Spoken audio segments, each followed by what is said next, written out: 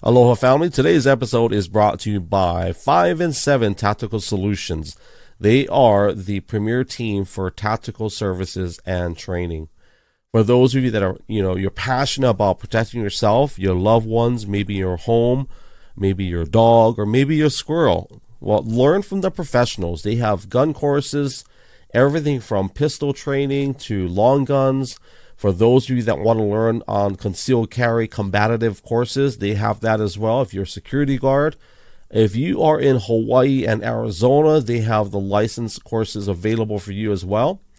For those of you that are not comfortable carrying a firearm, they do have self-defense from Women's Defense Tactics, electric gun taser training. They also have active shooter response courses as well for schools, businesses. And if you are a VIP, they do have executive protection services as well. 5 and 7 Tactical Solutions LLC.com. Be sure to mention GLO808 and they will give you $25 off of any services or package. Today's episode is brought to you by One Shot Energy Voice Drops. They are a low sugar yuzu honey lozenge that soothes and protects your throat and voice with an infusion of slippery elm, marshmallow, and licorice root. Whether you are a full-time gamer, public speaker, pastor, preacher, teacher, maybe you like doing podcasting, you got to get your hands on these voice drops by OneShotEnergy.com. Be sure to use my promo code AMBGLO for 10% off your entire order. OneShotEnergy.com. Aloha. What's up, family? Thank you for joining us. My name is Brother Greg, aka The Real Gilo. I didn't want to play all those ads. It'd be kind of cheesy. I have some ads that I got to work on. So anyways, we are live. What are we live on? We're live on X, obviously. X, YouTube, Twitch, Kick, and Rumble. We're not live on Instagram today because sometimes Instagram is kind of finicky with us, but that's okay. And then we'll be live on Spotify and Apple Podcasts a little bit later. And so I just want to thank you guys for being here. You are watching Glow Sessions podcast. Some people confused with my username. They say Gilo. Gilo's fine, but Glow Sessions is what this show is called. You're watching episode number 73, and I'm excited. I've got someone that I met on X. Some of you guys still call it Twitter. That's okay. Living in the past, there's nothing wrong with the past. Nostalgia. But I met him on Twitter, on X, and he is someone that I was just sharing with him before we turned on the cameras that I have a soft spot for people that are in public service, military, police, fire department. And one of the things that got my attention, I think he was in Hawaii. I think he said, I forget. We'll talk about it in a second. But he is such an amazing guy in terms of physical fitness, taking care of his body, the stewardship, and not just that, but his ability to influence other men to step up into their calling in life. And being very transparent, he kind of called me out without calling me out. So there was a time when I was extremely tight with my physical fitness, and I kind of took a step to the side. It's still there. I just gotta push the muscles back out, but it's still there. But anyways, this gentleman's been 21 years of service in the United States Army, 3 deployments overseas, 1 in Iraq and 2 in Afghanistan. And we're excited because he's going to bring a wealth of experience and discipline to just the things he's going to share with us today. At least I think he is. I don't know. We'll see. We may just talk about Hawaii or food. I don't know. We'll talk about a whole bunch of stuff. He's a husband. He's a father. He is what I call a Jiu Jitsu evangelist. And I think in this season of his life, I want to talk about this, where he's been protecting the American dream for the past 21 years. And I would love to hear a little bit on his living the American dream versus protecting it. And so I'm excited to have him here with us on Glow Sessions number 73. Ladies and gentlemen, in about 44 seconds, you're going to get a chance to meet Dominic Schroeder.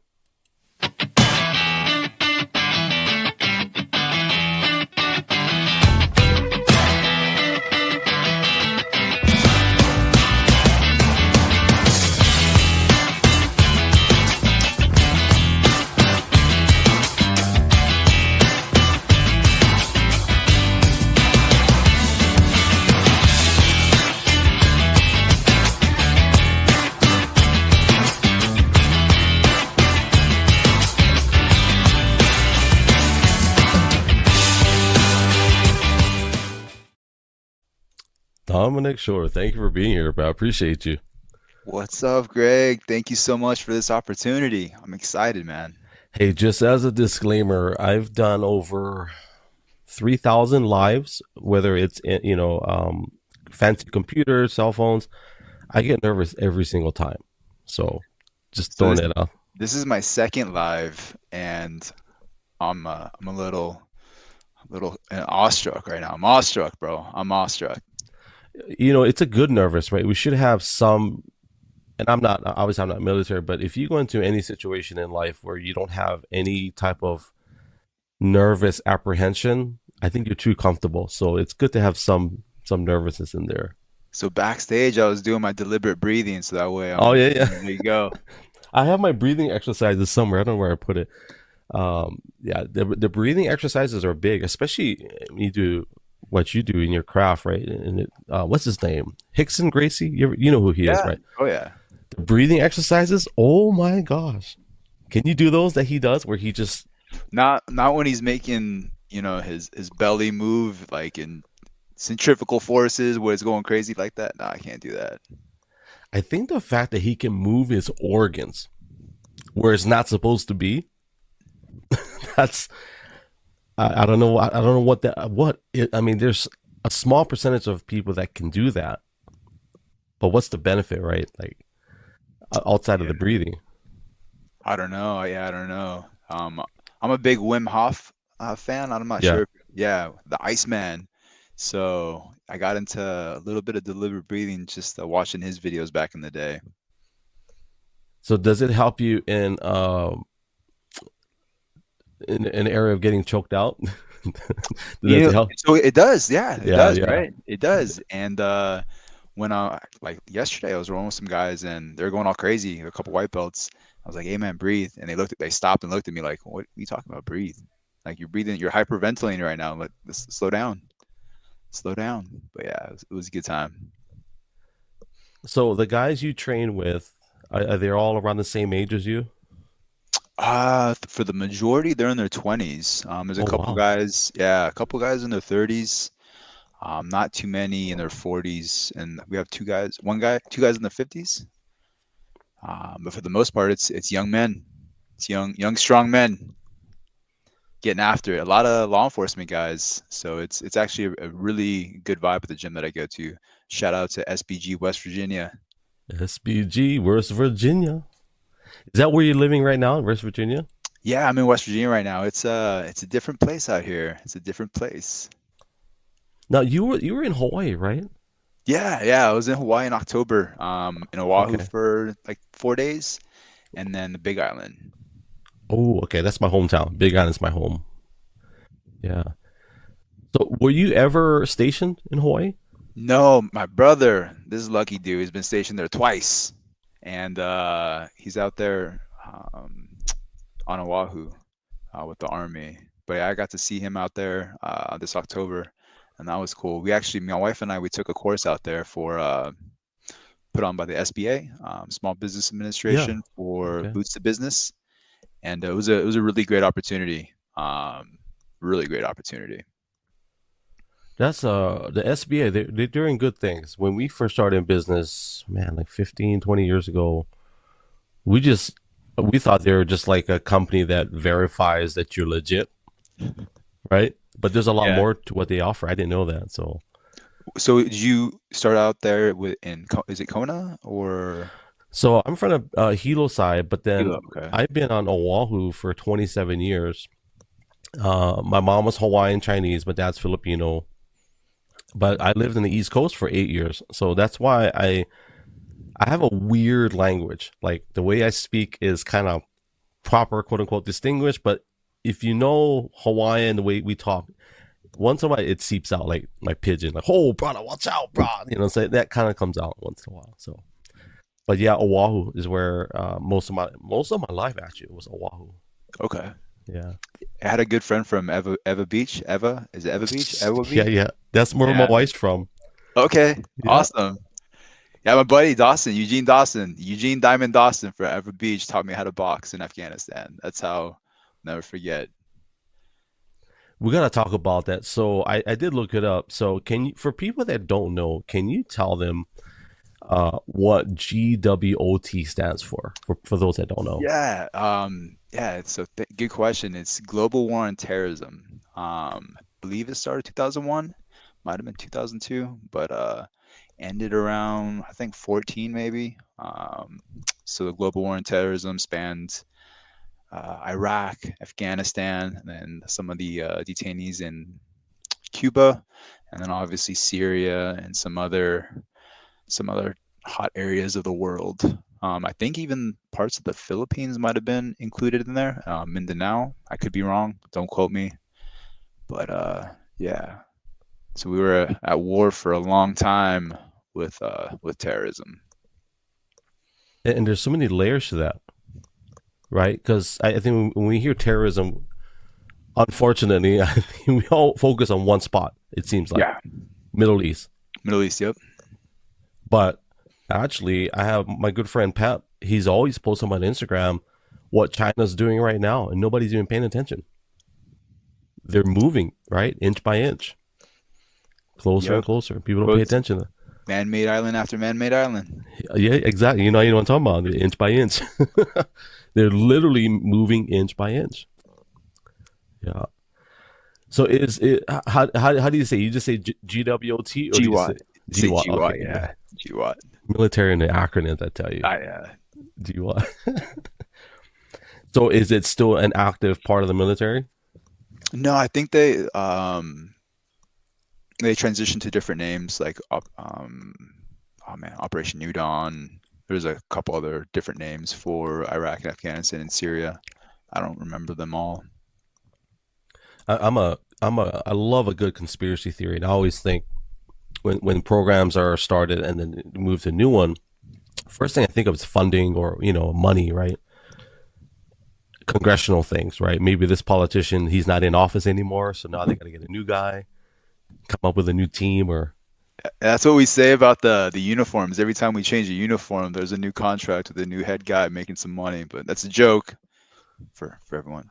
are they still using a Minecraft style? I call it Minecraft, but the blocks, in Oh, like the digi pattern, yeah. So we have our OCPs.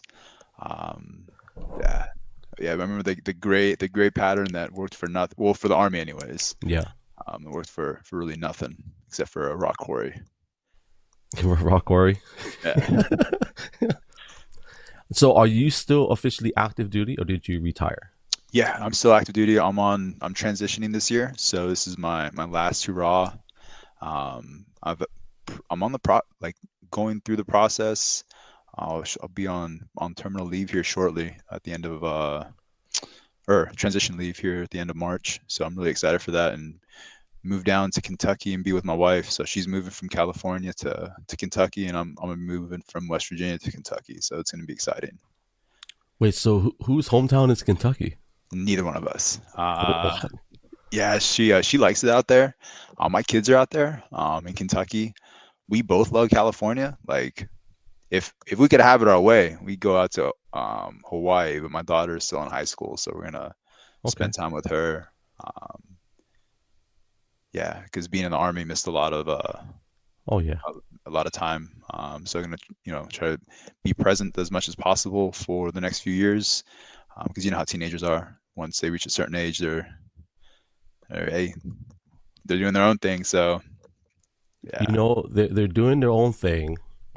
They're their own person.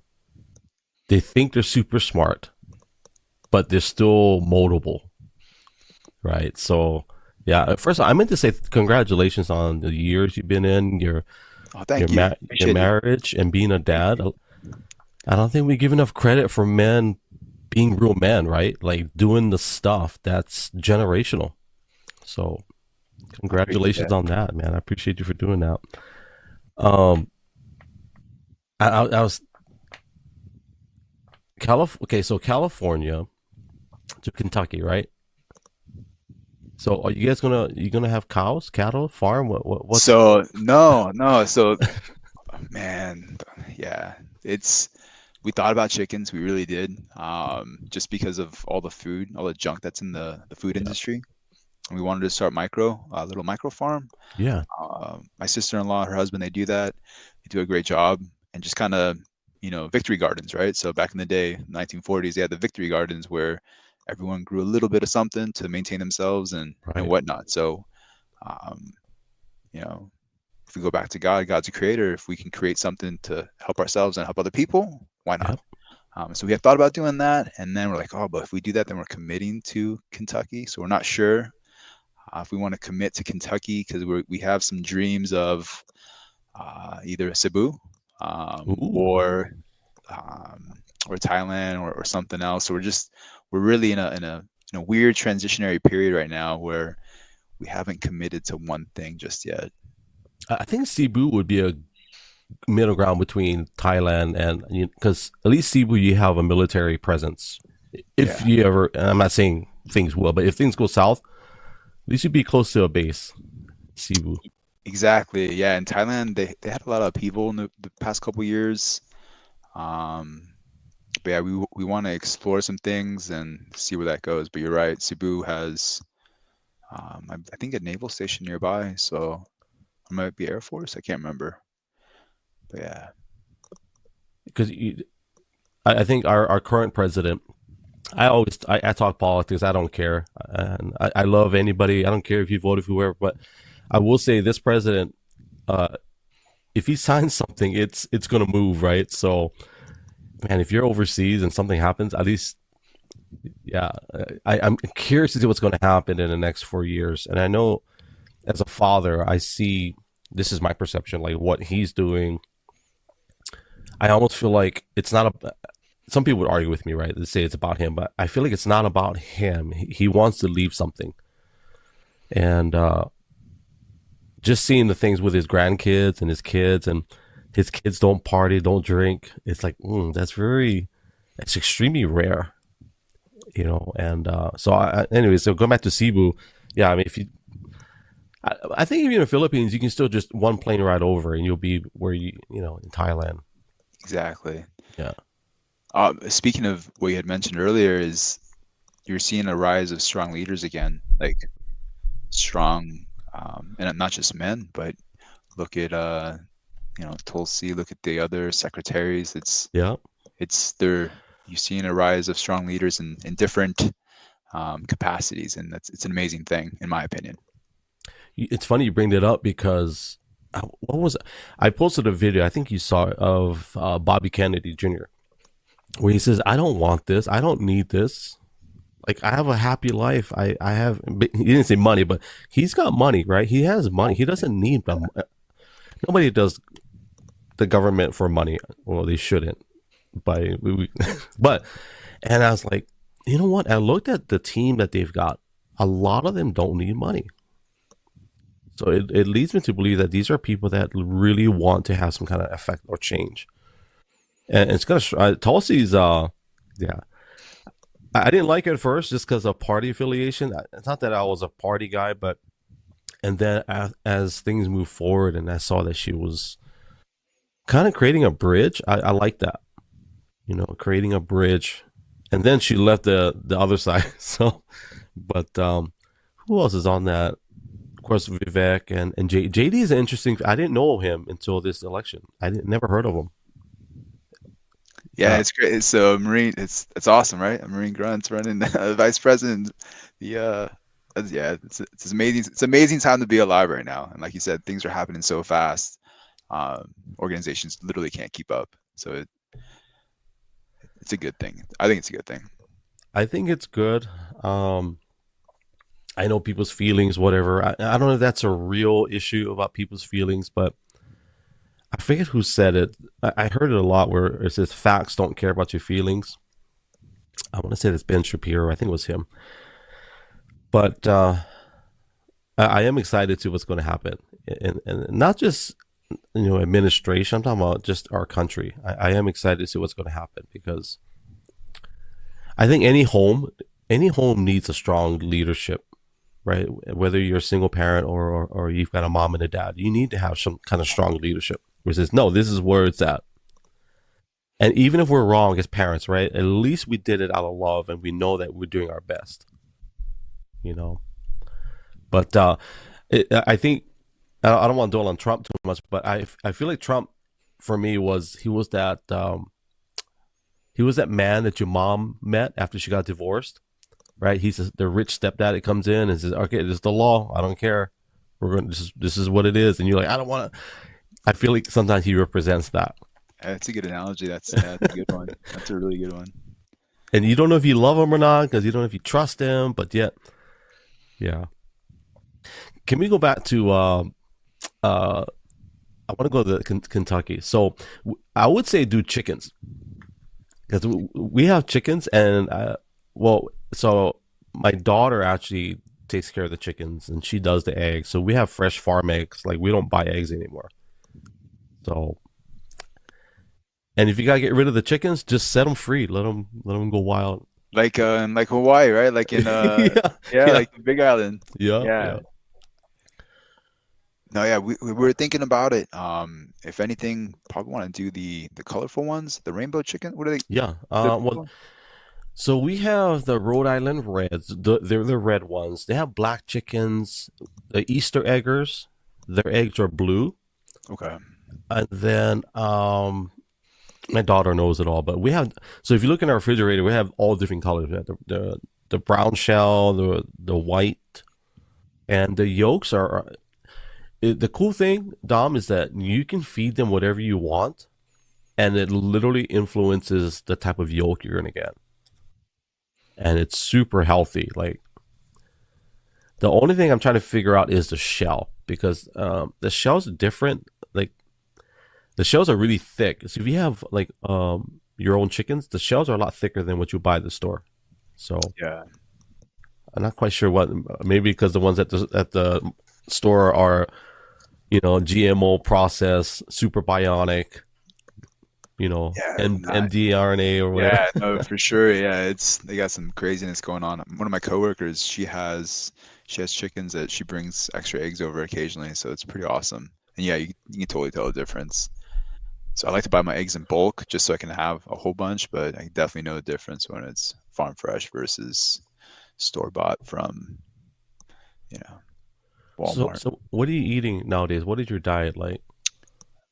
Primarily protein. So I eat Yeah. a lot of ground beef, a lot of steak, eggs. I love fruit, like dried fruit. I know there's sugar in there, but you know, it's all good there. I don't eat a lot of vegetables, but I am a fanatic for tortilla chips. Like you cannot keep. I will get to some tortilla chips. Do you have Love. some Mexican in you somewhere? No, no, I'm half Filipino, bro. I'm mestizo like you. No, here's the funny thing. Okay? First time, so I'm born and raised Hawaiian, Chinese, Filipino. Like I'm legit Hawaiian. I come to Oregon, and I'm like, why do?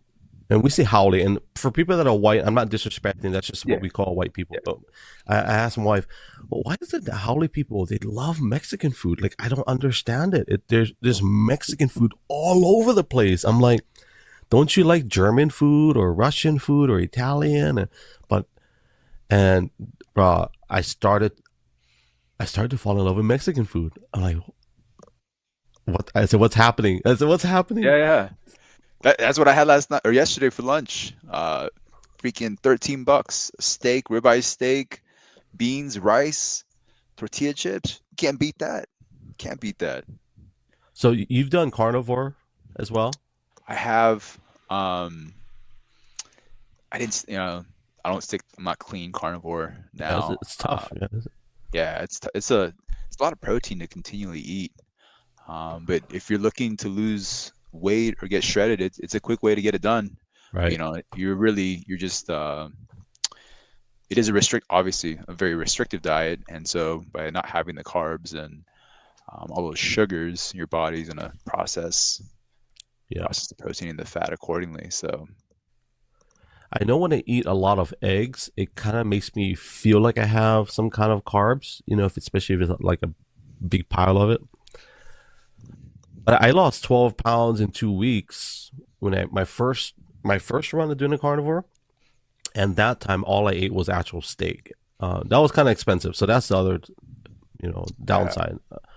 I just ate steak, eggs, and salt and water. That's it. Yep. And I had some pretty violent bathroom sessions though for the Yeah. first. Oh, yeah.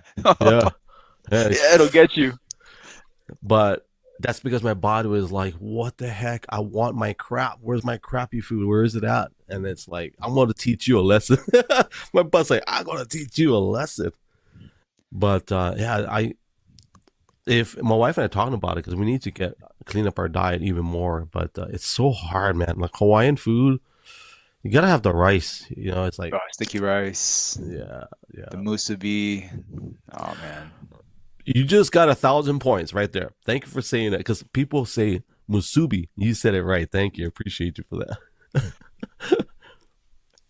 Oh yeah. Yeah. Hawaiian food is, man, there's so much good stuff out there. The short ribs, pineapple with that almost not everything, but a lot of things. Poke, man, yeah, you can't find none of that out here in West Virginia. That's the problem. That's why I need to have my big cities. Why West Virginia? Is the Army? They have The a, Army. they have a, okay. Yeah, so there's a small reserve base that I work at. So I'm full time at a reserve base, and yeah, there's nothing much out here. They got a this is a very strong military friendly state. Um, but there's not a lot out here. There's a lot to do out here. Let me rephrase that. There's a lot to do out here Right. in the outdoor scene. Um, well, the things that I like to do, like jiu-jitsu, skydiving, that's not out here. They have skydiving, but it's a small drop zone. Jiu-jitsu, there's only a handful of places. I'm really fortunate to the place that I found. A lot of law enforcement guys, military guys there, and they train, good vibe. Um, but like outside of that, there's not much. That's exactly why I got onto X, is because the community of like-minded people is not a thing in West Virginia. Right. So if I like Mountain Dew and cigarettes, I'd fit in really well, but that's not my type. Yeah. It's not my thing. So um, yeah, there's a really bad health epidemic here in West Virginia. It's trying to help people. Like there's a lot of opportunity to move forward, but people want to have to move forward, and that's like really the biggest challenge because they grew up only knowing um, nothing regarding nutrition or health. Like it's tough. It's tough to see, especially when you see kids, young, obese. Yeah, it's rough. It's tough. Even like here, we're learning. I can understand why people get stuck in this cycle because a lot of the grocery stores here, there's a lot of discount grocery stores, right? And 90% of what they have that's available is processed stuff. So I totally understand why people are in that vicious cycle. You So know? like uh, a cheap trick, stick to the outside, Yeah, the produce, the meat, maybe yeah. a little dairy. Check out. Don't hit the middle. Stay out of the middle. The middle will get you. It's the devil. When you've got 37 ingredients for a cracker, Yeah.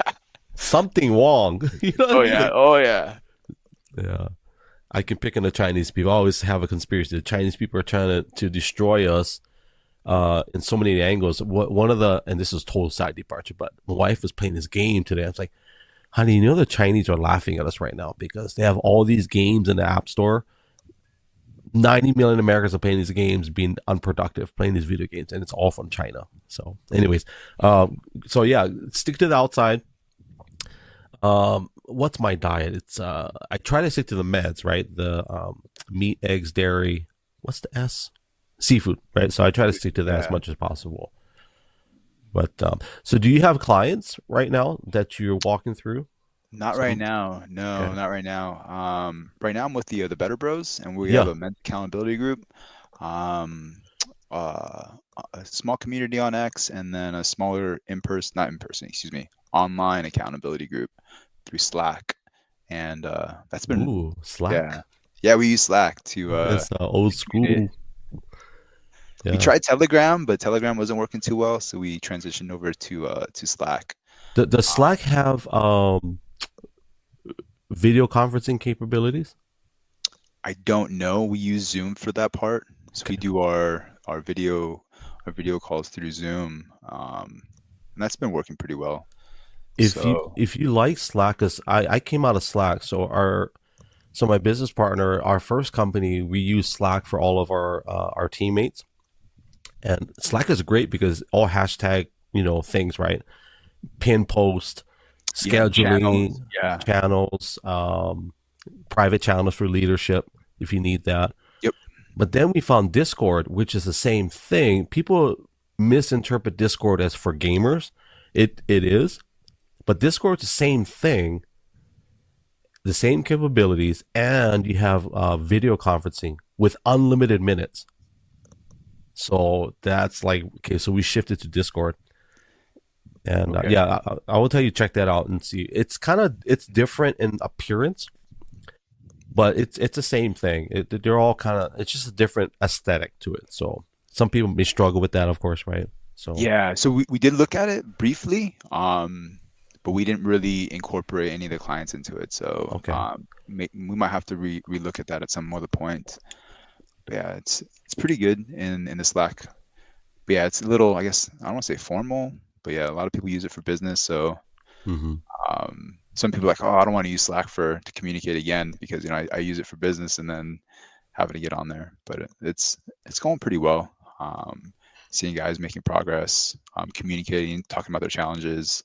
So that's always cool because not one person has all the answers, Yeah. but a group of men, man, what can you accomplish? So for our listeners that don't know, can you explain? Can you tell them the Better Bros, like who started, who's a part of it, what is it all about? Yeah, so it actually came from Don Hickman. He started this branding, this better branding, and I don't remember how we connected. It was with Barrett Nobel and myself. I don't know, I can't remember exactly how we connected. It might have been a space, but the three of us got together at some point, like on different times, and then Barrett, the master integrator, was like, hey, like, why don't we all work together to help dudes out? And so focus on 5 principles: fitness, finances, faith, family, and friends, and just want to make men better in those five pillars. And for me, like, I love fitness. Um, I'm growing in my faith, so this is awesome, right? And then obviously, family and friends are super important.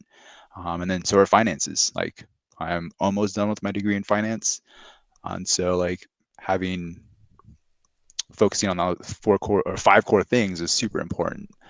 And yeah, it's been a wild time because this we launched in November, and we have about um, 20 members plus a group in South Africa led Ooh. by Redmond. And so Redmond's leading up a chapter in South Africa.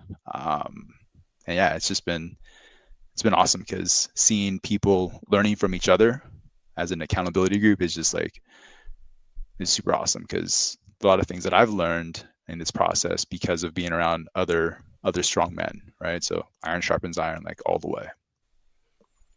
For your so on our Rumble, we're live on Rumble. I have a slide of you in it, and I have "Iron sharpens iron" as one of the slogans. Sweet, awesome. So is predominant a lot of the guys military in the Better Bros? No, so we have 3 veterans right now, Okay. but we have guys all over the world actually. So South Africa, Europe, and then all over America. So from coast to coast. So it's been a challenge trying to get people on the same Zoom call just because of, Mm-hmm. of the timing. Time zones. Yeah, That's yeah, one thing about being in Hawaii is that I learned how to manage time zones because Hawaii is its own time zone. So had to learn. And I at one point I memorized everybody's time zone. I knew where UK was. I knew where Japan was. Japan was always in the future, but like 8 hours back. So it was easy for me to figure that out. But yeah, Is that because you worked with all the people from different areas? So, in what year was it? 2016. Met my business partner Joey on Twitter, and he came to Hawaii, and just by that relationship, and then doing a lot of live streaming. Whenever I would go live, if I went live at the wrong time, nobody would see it because they're sleeping. So I had to figure that out. And then during our meetings, so at the time, I think we did Zoom meetings at the time, just trying to get everybody. It's hard, right? I understand that getting everybody together to have something important to talk about is hard. You know, Yeah. it really is.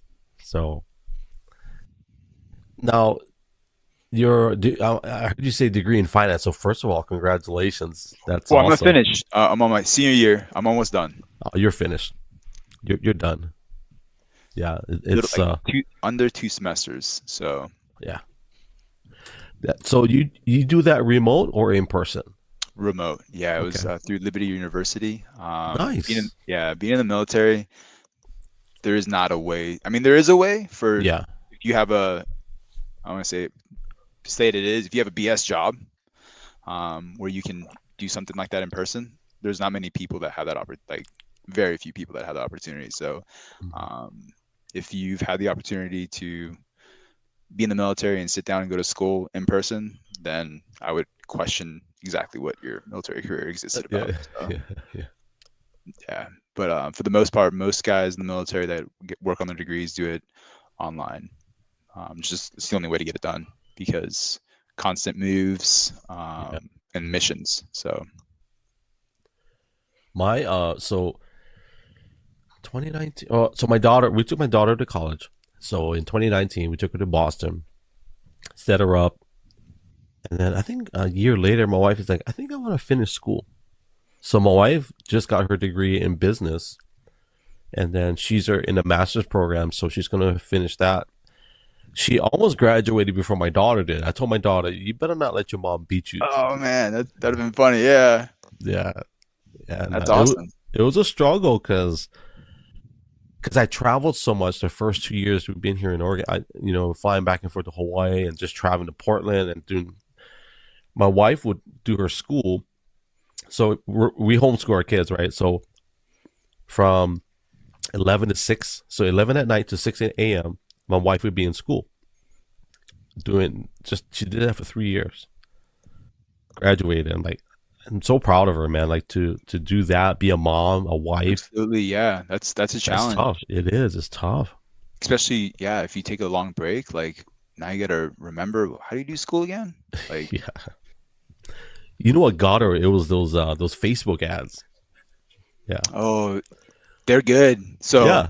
they are really. That's exactly how Liberty got me. Yeah. No joke. Yeah. Yeah, like it's like, oh, I want to study to be a pilot, and Siri must have heard me, and a few seconds later, like aviation program, like, oh, let me look at this, right? Go down this rabbit hole, and yeah, Now Liberty, I think, is the founder is Jerry Falwell, if I'm not mistaken. Was it Jerry Falwell? I forget. I don't My know. my previous guest, Dr. Terry Lynn Kim, one of her degrees is from Liberty Awesome. University. Yeah. She's got I think she's got 3 or 4 master's degrees. One of them's from Liberty, and she's working on her second PhD. I don't know how people do that, but I told my wife just get your PhD already. What's another year and a half? Just do it. So easy Did for you? me. Yeah, yeah, yeah. Yeah, she's gonna get it, but I think right now, just because we launched our we have another business we just launched, nothing major, but it does take a lot of time for her just to manage all those things, especially now tax season. So she's got a lot Yeah. to do. Is she doing in business? Should she do her master's in business as well, or Yeah. Well, okay? she didn't finish. She's in the master's program right now, so I think she's taking a break. Because she didn't she graduated and went straight into it. That was hard. That was hard for her. I think it's probably more of a mental thing, or it Yeah. probably is physical too. I'm sure it's physical. Yeah, because it is hard. Not getting sleep, that's tough. That was very tough. So, what are you gonna do with your finance degree? So I don't know. Honestly, I don't know. Probably nothing. But what I've learned, like taking these business classes and finance classes, if you run your life like your personal finance, like a business, you'll be good. Hmm. If you don't, right? Um, if you take on a whole bunch of debt, if you're hemorrhaging money, like if you run your life like that, then not a good way of living life. So, and if you track everything, that was like one of the major things I took away from taking all the business classes is like the understanding your inputs, your data. Like I became a nerd with Excel at work, and it helped me significantly at work manage data and people. It's crazy to say you can manage people through data, but that's the truth. Hmm. When I was younger, I was like, oh, who cares about all these metrics? And now that at an organizational level, it's like, oh, metrics matter. Metrics drive, um, lets you see where the holes are at. So that's been really cool to learn and understand. Um, but yeah, I probably won't use it um, so much as in a corporate job. Just I don't think that's going to be for me. Hmm. But it's fun to learn, fun to know. I think. Well, I told my wife she's the CEO of our company. I'm just the guy that talks. So I'm the front end. She makes sure nothing falls apart. And like even her degree, I told her, I hope you don't get a degree so you can go. And there's nothing wrong because we need employees. But I told her, I hope it's not just so you can lock into a corporate job because that's not. I know we were created to be far more than that. I'm not saying people that have that because there are some really great executives, but for her and for I, like we need that freedom to control, right, exclusively our finance and even our time. Yeah.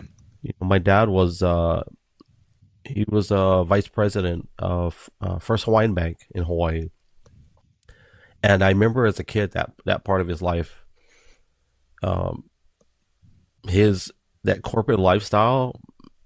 I don't know. That's not for me. That's not for us. So, but yeah, if I think you said something about managing people. The numbers always tell a story, right? Yes. For sure. They always tell a story. For sure. I mean, look at what X does with it. It lets people understand the numbers for themselves. Mm-hmm. And like random people who have no background in business or finance or data analytics, now they're looking at numbers, and to them it's painting them a picture. And they don't realize that that's what business is all about, right? Yeah. Pareto's law, like how many people can you talk to, and out of the people that you talk to, how many can you dig a, not dig, but develop a better relationship with them, a more service or product oriented relationship with them. That's where the principle came from, right? The 20/80, 80/20, Yeah, 80/20 rule. exactly. Yeah. Are you a Kiyosaki fan? Robert I Kiyosaki? am. I am. So yeah, a little short story on Robert. I read his book in 2007 on top of a mountain in Afghanistan. So there is this Navy Master of Arms guy. I can't remember the guy's name. He was like a E5. I think that's a petty officer in the Navy. Mm-hmm. We're on duty, just watching a valley, right? We're in our PT shorts, flip flops, and T-shirt and weapon nearby, and we're just like watching the valley. We're up there for a week, and he brought his book, Rich Dad Poor Dad, and he's like, hey, "You got to read this book." I was like, "Oh, whatever, I'm not gonna read it." But we're there for a week, and so we had nothing to do. And he started talking about, oh, like right now my duplex is being paid off while I'm deployed. He was like, I have a duplex, I rent out half the side, and now I'm renting out both sides because I'm deployed, and the rental income is generating me money. And I was just like, when he said that, light turned on, like, oh, let's talk more. And he's like, yeah, read this book, Rich Dad Poor Dad. So of course, read the book. Mine was blown. And yeah, big fan of Robert Kiyosaki. Like implemented some of his principles. I don't own a business or anything yet, but I've had multiple rental properties. My wife and I, we have a lot together. She read the book. She owns a duplex in San Antonio, so it's changed our life for the better. So I will say that you are a business owner. I mean, if you have rental properties, you have money coming in that's Yeah. working for you. So yeah, I mean, you're legit. Um, I forget where I said it on X. I said if you're gonna say you're a business, then go be a business. I tell people, I've said it before, and what I meant by that was don't say you're a business and don't do the legwork or the don't do without the blueprints. And so what I was saying was just go pay the $75. Go to your local business office, whatever, your state, city, local, whatever. Pay the $75, register as an LLC or whatever you feel led to. Pay your GET, your tax license, get your name registered. If you want to take it up another level, go trademark yourself, right? At least in your state. And when you get the money, go get your branding all set up all across the nation. Protect yourself. Set it up. I think your DMO changes when you have that already set up versus, and I think when you and your wife, what you guys got, you're already light years ahead of half of the American population, having that income coming in. So Yeah, she hit a home run on her first go. She built a duplex from the ground up. wow. Yeah, yeah, and she bought a lot in San Antonio, built it from the ground up with a contractor, and she learned a lot. I learned a lot, um, and that was her first investment property was building a duplex. I was like, babe, like that's hardcore. And then cash flow positive. Like, who the heck does that on the first go? So um, it was pretty epic. That's pretty cool from dirt to to finished. to finish and cash flow positive. Like, I was like, you hit a home run on your first go. Like that's newbie gains, but I'm super proud of you. I give her a lot of mess all the time. You But leveled yeah. up, bro. Oh man, You she yo. So this is the deal, is you get with somebody who's cooler than you, and somehow you swindle them into loving you, and that's what I did.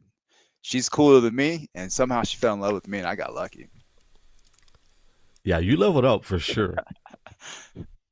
So does she have any contractor experience? No, no, none at all. Wow. Her father, in the former electrician, and Okay. so he was a very big help there. Um, but yeah, she's a project manager for the military. She didn't finish her licensure, but she's not a project manager. What do you call it? Program manager. So she's used to managing people and projects. So she was good at that. She's really good at that. Very organized. So when we go, by the way, yeah, when we went to Hawaii, there was a strict schedule. And when I saw that, I was like, babe, are we doing vacation? What are we doing here? She's like, oh, this is a workation. I was like, all right, well, you got to take a couple things out of there because I kind of want to sit on the beach and be a bum. She's like, okay. But yeah, she's hardcore, very, very detail oriented. So, I'm sure the contractors knew her name. oh yeah, You know what I mean? Oh, okay. Corey's here. So yep, Corey, right? Is her name? yeah, Corey, exactly, yeah. Yeah. I wouldn't want to wrestle with her, man. I've seen some of her videos. Like, probably she will throw me around on a mat. I'm like, no, no, thank you, no, thank you. I'm good. My wife can take care of herself too. My wife has been known to throw some guys around the room, so uh, Nice. I leveled up too. So I tell you what. Robert Kiyosaki. I read the book too. I read. I actually have quite a bit. I'm not a Kiyosaki fanboy or anything, but the principles are legit. Exactly. Um, Exactly. my dad actually went to school with him. Oh wow. In Hilo. But at the time, nobody knew who anybody was, so nobody cared, right? But then my dad was like, "Wait a minute," so I know that guy. But the one that really hit me, the one that red pilled me, it wasn't Rich Dad Poor Dad. Rich Dad Poor Dad was kind of like an eye opener, but I didn't take the red pill yet. It was when I read the Cash Flow Quadrant. That one, I'm not sure if you read that book, but Yeah. have you read it? Employee, business owner, That red investor. man, I tell people this all the time. Like when I got to one, I forget what section it was. I literally started weeping. I'm like, this is who I am because of what was done before me. And that's when things started to change for us. Like, my parents, my parents are amazing. They did the best they could. But then later on in life is when they really started to go over to the B and an I side. You know, my wife and I were fortunate to work. I won't say the name, but we were in an office of investors and business owners, and we were doing mortgages and rental properties. And I was just thinking about this today. In this office, there were like, I remember going into work with my wife. My wife did the loans, and there's like 5 or 6 ladies all working hard. And in this office, people are making like, I don't even know the dollar amount, but I'm trying to find a fake number. But put it this way, my friend at the time and we partnered on one property together. In 1 year, he bought and sold 10 homes. Oh, wow. And I figured out kind of how later on we ended up leaving that office because there was a loan document that I was asked to go, to take care of. And then the head of the office, who was my auntie, she says, "Oh, don't need to have here. I'll just take care of it. Just, copy and paste." So anybody that's in office work, you copy and paste a signature. You basically cut out an old signature. You paste it on the new document. You put white out. You cover all the shades, and then you copy that document. So the new quote unquote signed copy looks like it's legitimately signed. Now, to her defense, the loan package was actually a better price, but legally, that form was not signed by the person who. So that happens a lot in sales. It happens a lot in finance. I didn't know that, where people just, because they don't want to risk losing the account. They don't want to risk losing the sale. So you don't hear, and then they tell the customer, like, "Hey, by the way, we got you a better rate. We'll send you the rates," not knowing that the copy and paste happened. So, anyways, we left that office. I said, "This doesn't feel right," so we left. And I'm glad we did, Dom, because that was the largest bust by the Federal Bureau of Investigation in the state of Hawaii. Ooh. For straw buyers, inflation of, a whole bunch of stuff. And we love them. They're family and friends. But 21 of them went to jail. Yeah, it ain't worth it. Yeah. It ain't worth And it. it's heartbreaking because my very good friend, he and his wife went to jail as well. But because they had kids, so the judge made a deal where the wife can go first, do her time, and then the husband can do when she comes out. And I'll never forget that. That was so heartbreaking for us to witness that, and their kids, and so I don't know how we got about that, but we don't want money and finance, but yeah, But yeah, cash flow quadrant. cash flow quadrant, yeah, to be on the B and I side, the investor, and yeah. So you still got your properties still? Yeah. We have 2 in Kentucky, and she has 1 in San Antonio. Nice. Yeah, I had a property in Washington, but I sold that in my divorce. I wish I could have bought her out, but it's all right. I think everything Mhm. happens for a reason. Yeah. Um, yeah, so real estate has definitely helped our lives level up, and I'll never forget. My recruiter told me 2003. He's like, "Hey, wherever you PCS to, buy a house." He's like, "That way, when you retire, you're gonna have all these properties across America, making you money." And I didn't do that. I did it. My first property I got when I 2008 in Washington. But yeah, I didn't buy a property in New York, but I bought a property in Kentucky, California. Couldn't afford it. But yeah, so a couple properties, and then we got she built her property when we were in California, and we bought a property together in Kentucky. But real estate is definitely a way to do all right, in my opinion. Like, it's helped us even when things were bad, right? So I bought a property at the end of 2008 when, I don't know if you remember that time of the year, but that was a horrible time to buy property. I know that because that's when That story I just told you, that's when it Yeah. all happened. Yep. So my parents had my mom and dad had four properties at that time, and then they foreclosed on two of them because they couldn't find. They basically couldn't pay because the Yeah. rates they had were adjustable. I just went so Yeah. So and even our house. So we bought a house in '05. It was 2,800 a month when we first got it, and then by the end it was about almost $4,000 a month because of the yeah. arm. The arm, yeah. So yeah, Adjustable rate mortgage gets you. Yeah, it's crazy. And a lot of people don't know, go fixed rate, or maybe they get enticed with the low interest rate and all, I'll just refi later on and never get to refinancing. Yeah, it's we that's where learned a we learned a lot, in that because a lot of people don't realize if you know how to use it, then use it like how it's supposed to be used for you as the business owner or investor. Don't use it as a customer because those arms. That's why Obama signed that bank bailout deal was because people were not paying their mortgages, yeah, and the banks knew. The banks knew. They knew what they were doing. So without sounding conspiracy theory, but it was a that when you bought it in '08. That's pretty amazing that you came out of that. So, yeah. I came out on top. So yeah, I sold the property in 2017, bought in '08, and yeah, walked away with all right.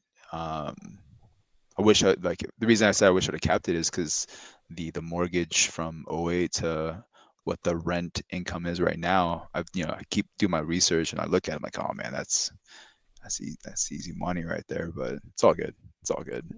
would you say that's emotional attachment when you look at it that way?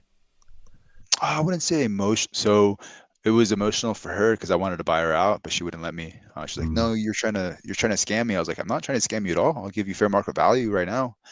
Your cut of the fair market value." She's like, "No, I think you're up to something." I was like, "I'm not. I know the value of this property and what it'll be later on. Time value of money, it'll increase, especially as inflation increases.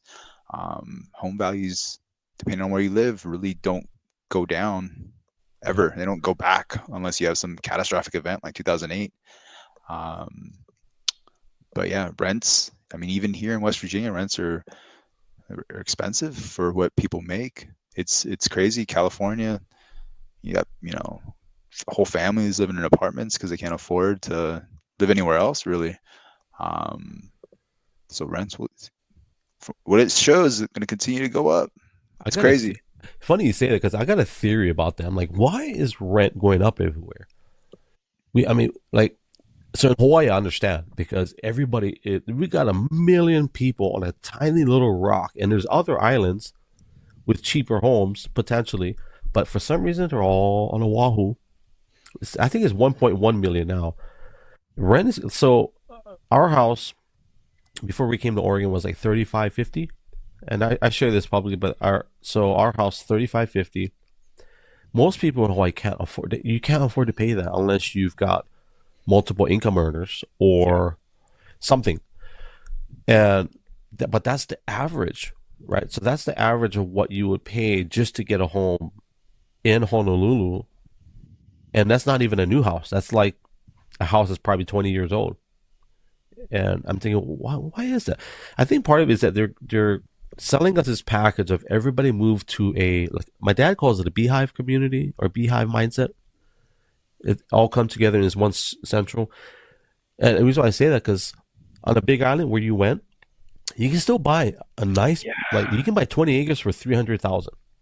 S- yeah, there's a bunch. We were at Yeah, Kona, and the property, like a lot of things for sale, and we were wondering, like, what happened to like, is there just not enough people here?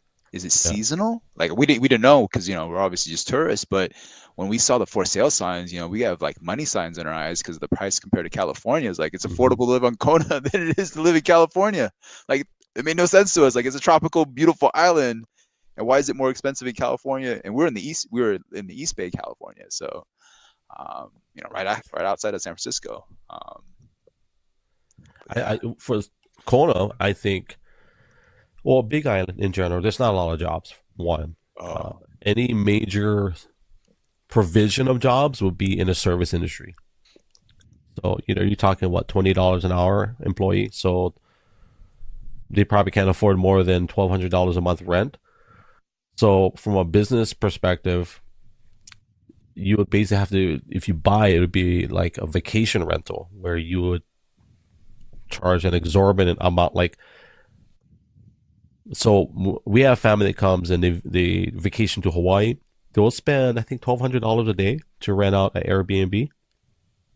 So if you rent it out 6 months out of the year, you're good. Yeah, that's true. And Yeah. then the other 6 months, you stay in it yourself, where you don't have to get a hotel. Yeah, that Airbnb has been a game changer. It's literally created new service industries. That one app, like that is, it's crazy. Yeah. It's crazy.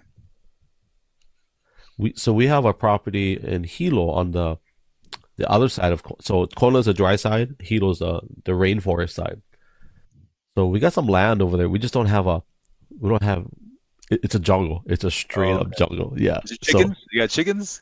probably, Yeah.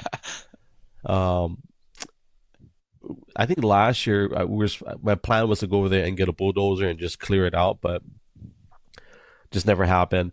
And we don't have the money to really build anything yet. So it's gonna be, and I don't know what we want to build yet. I think I had a dream to do a yurt. You ever seen a yurt? Yes. Oh, dude. Yes. Yeah. I thought about doing the same thing out here in because it's mobile. They're mobile Yeah. and but they're climate controlled. Yeah, they're badass. They're awesome. My friend on a big island, he was like, "Don't do a yurt here because it'll be a mold or mildew magnet Uh, because of the moisture. yeah. But any other place, I think it'd be great." And they're like, I think about 30 grand, 30 40,000. You can get one shipped, Yeah. a small one. But I'm sure Hawaii's a lot more because of logistics. But yeah, the yurts are pretty cool. They are. They are. Yeah. They're yeah, I think they're inspired by Mongolia, I Yeah. think. Yeah.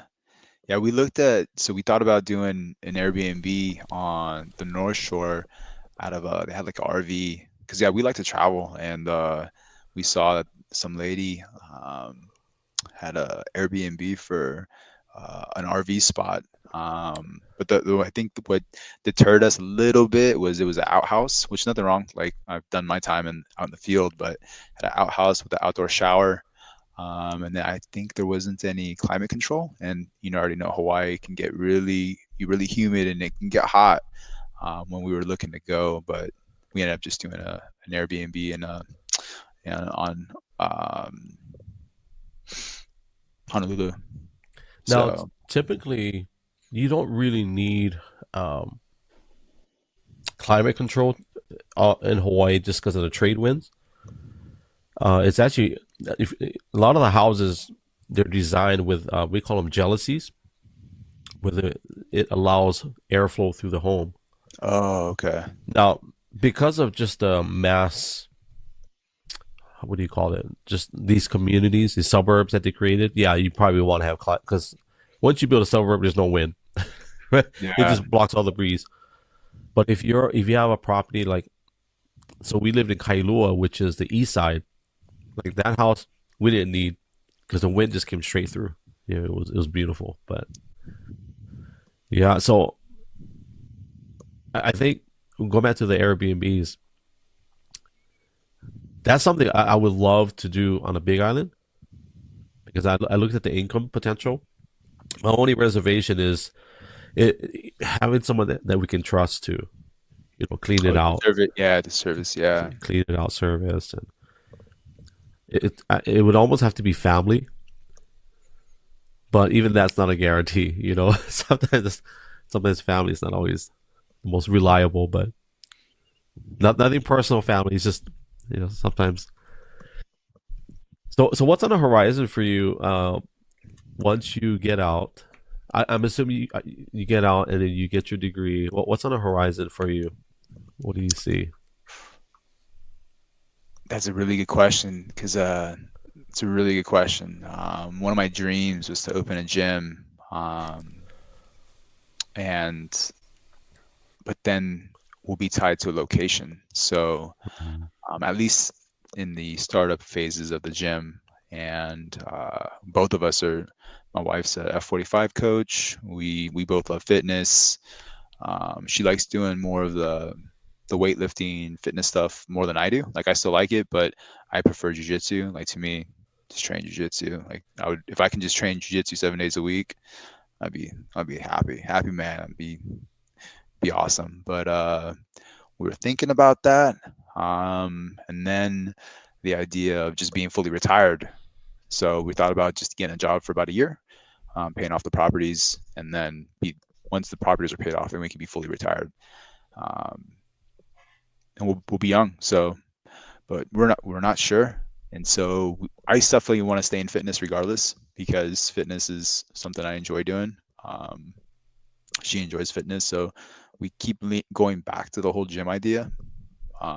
It's just Kentucky and gyms are in California. A gym will work really well. In Yeah. Kentucky, a gym, it's Kentucky and West Virginia are the top 5 worst states in America for health and fitness. To be a leader in that it's easy, but it's not easy, if that makes any sense. The gym would be like if you guys open a gym, it would be because of the community aspect, you think? Yes, Yeah. absolutely. Working with people that want to be there, and then helping them go from point A all the way to um, wherever the transformation is, and then continue to help, like create mentors within the community. Because when people see other people transform, it just inspires other people. Like Right. it I don't want to call it cancer, but it continues to spread even further, right? It goes Yeah. out into the community. Um, so that's, yeah, cancer is a horrible word for that, but I couldn't think of a proper word. A seed. Oh, there you go. A seed, maybe. You guys do competitions, both you and her? No, she does F45 coaching, and then I train jujitsu. So I do jujitsu competitions. Okay. But actually, I lied. She does do competitions. She does those. Oh man, Was like it this. CrossFit? She does CrossFit? Yeah, she does CrossFit. Yeah, she did CrossFit a couple years ago, but there's a different competition. Oh, the Spartan Deca. Does that sound Oh, familiar? okay. Yeah. Yeah, she does those. And she's all about building communities. So yeah, she's a first sergeant for an academy. So she's all about the leadership roles and um, inspiring others for change. She's a very good motivator. I guess the big question is how, if you do start it, how big do you want it to get? So Right? yeah, exactly. I was talking with a couple gym owners, and they talked about how they started small, and then I wish I would have started with a bigger space from the get go, because transitioning from a small space to a medium space is almost a waste of time. So are you willing to take the risk starting in a medium or big space right off the bat? But then you have the if it doesn't work out, but how do you mitigate that? Get some guaranteed customers to come in to help pay the bills, or have a reserve fund. But if it doesn't work out, then you're kind of out all that money. So it's a tough question that we haven't cracked the egg. Like mathematically, we can put it all out there and see what it's at. But then those lease commitments, that's a Mhm. contract you're signing with somebody. So Yeah. I think, especially this generation, this time, like if you start a business like that, like for us, our plan this year is to find a studio space where it'll be for media, podcasting, but I also for church as well. So it'll be multi-purpose. oh We can have church services as yeah, well on Sundays, and then offer people consulting, right? So if they want to do their own productions, whatever, nothing major or big, but that's one of our dreams is to have a physical, and eventually in Hawaii we have one as well. So I'm like, hey Dom, you're gonna be in Hawaii next week, let's meet up, let's go record, so something like that. But I think even in a gym, like I used to work for 24 Hour Fitness, one of the biggest expenses they had was hardware, right? Anything metal, it's an expense, right? Maintenance, lubrication, rusting, all those things. And I think most of their equipment they leased it. They didn't own the equipment, so they had someone come in and maintain, yeah. or swap it out, whatever. So that's one of the things with the gym too, right? Like, are you gonna do iron? Are you gonna do pads? You know what I mean? So I Yeah, think exactly. pads would Yeah. be so much easier, right? Yeah, like we we had thought about it, right? So if we're gonna open jiu-jitsu studio with like a functional fitness, because we're both into functional fitness, and I know like whoever, if there's bodybuilders out there like, oh, what's functional fitness? That's lame. But as you get older, you realize that bodybuilding stuff and that strongman stuff, that ain't where it's at. Like it's about getting to the later years of your life healthy and injury free. Yeah. So that's the kind of the demographic we want to work with, because her parents are like huge, um, how do I say, like idols for us, because they're in their 70s and they look phenomenal. They don't just look phenomenal, they're in phenomenal shape, and they took care of their bodies for the majority of their lives. And um, her grandfather, he's an older guy, he's in his 90s, and he's still going strong, like hitting the gym at 90. So it's like that's good stuff. Like obviously So you're gonna have some health complications, but so you're half Filipino? I'm half Filipino, yeah. What's the other half? German Irish. German So Irish. Okay, so you got the robustness of the German. What's the other German and what? Irish, Irish. yeah. I get to Uh, see the red hair. yeah, okay, he's got that. Yeah. And then you got the longevity of the Filipino. Filipinos, they have very high life expectancy for the man anyway, for sure. Well, depending where you live, but and then her side is what is her side? Polish, and I don't remember her mom's side. The father's Polish, but I don't remember her mom's side. That's some tough bloodlines right Yeah, there. but yeah, they're down with the cold weather. Oh The yeah, Filipino, like, so my dad is 70. I don't know how old he is, but my dad still teaches pickleball. He travels, every week, every other week. He's traveling a lot. He used to teach pickleball. Um, yeah, my dad's he's done everything. He used to do hiking. When my mom passed, he would go hiking. That he probably regrets because he beat himself up pretty bad hiking. is he in Hawaii still? No, he's in Oregon. He's with us Oregon. now. Okay. Yeah, but so he's born in 47. So whatever that is, he's 70 something, 74. I don't. I'm bad with math. He's still strong though. I know there's a time coming where he's gonna have to slow down a little bit, but something about the Filipino, it's Yeah, kind of a cheat code. yeah. It definitely, it's funny because wherever you see, yeah, high density of Asian populations like Filipinos, Koreans, and Japanese, I mean Chinese too. You definitely will see an older generation there, like present, right, out and about. In some demographics, you don't really see that too often because they're bound to their home for Yeah. because of health issues. So I never, I want to say I would never, but couldn't imagine talking about longevity and health now when I was 20 and 30 years old. You didn't back then. You didn't care about that kind of stuff, and you know now that I'm older, it's like, oh, that stuff it matters. What you do over the period of years is going to have a huge impact of what happens in your later years. Now, how long have you been doing jujitsu? I started in 2014, or 2013, 2014 officially. I did Army combatives, just in the Army. We had a platoon sergeant, I'll never forget, every Thursday. It's called Sergeant's Time Training. We would go to the gym, had some mats laid out, and we'd practice combatives. Basically, it was his opportunity to practice jujitsu and MMA on us, and we would just have to survive.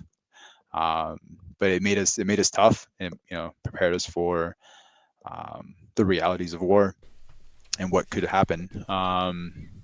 And that was, yeah, early in my career. Then I took a Army combatives class in 2010, but before our deployment to my second time to Afghanistan. So that was a lot of fun. So just a week of training combatives. And I started like, oh, this is grappling's fun, kickboxing's fun. Didn't really pursue it at all until 2013, 2014, and I fell in love. So I actually started with Muay Thai. I Ooh, started Muay Thai is fun, right? So like watching how's the your videos growing up. how's your shins? You got My good shins. shins were fine. So I wore we had pads, and then I had shin guards. Okay. When it came to sparring, yeah, you respect the intensity of the kick. So do like the Thai sparring where you're just Yeah. you're touching, you're not really going full Godzilla mode on Of your training course. partner. Um, but yeah, so my buddy was like, "Hey, come try jujitsu." I was like, "Oh, I'm good. I'll just stick to kickboxing." He's like, "No, come try." I was like, "All right, I'll show up." I was like, "Oh, this is fun," and I was like, "I'm getting beat up. Like this is fun. Like who would have thought getting beat up would feel so awesome, right?"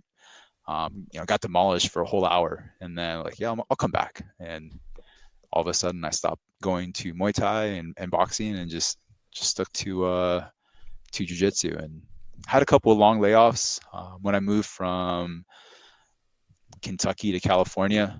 I didn't train. I didn't train for like 4 years, but then I started training hard again right after COVID happened, actually. And then I found a place that would let me train, and they were just kind of like keeping everything closed, and hey, make sure you wear your mask. And like, all right, and then like as long as you don't tell anyone you're training here, or no one gets, if you get COVID, like stay away, whatnot. Don't go to parties. Um, and yeah, so I've been training hard since 2020. Besides my long layoff, but yeah, it's been a lot of fun. I wish I I see. never took breaks. I see you guys. You train in gi, right? Yeah, we train both, but yeah, Oh, I prefer gi personally. yeah. The guys out here, a lot of wrestlers, they prefer no gi. Of course, wrestlers. Yeah. Yeah, exactly right. uh, I I think 20 years ago. So one of my guests, I brought David Padilla. He's a I can say this now because he's not here, but so at the time he was a captain of police department in Hawaii, and I trained with him 20 wow, 25 years ago. Oh I wow. started training with him with in Brazilian Jiu Jitsu. We did some kickboxing, did it all. Yeah, And I thought I was going to get in a ring one day and actually mix it up, but I never did because it was just I wasn't cut out for that. It's a whole different ball game from the mat to in the ring. But I enjoyed some of the best workouts I ever had in my life.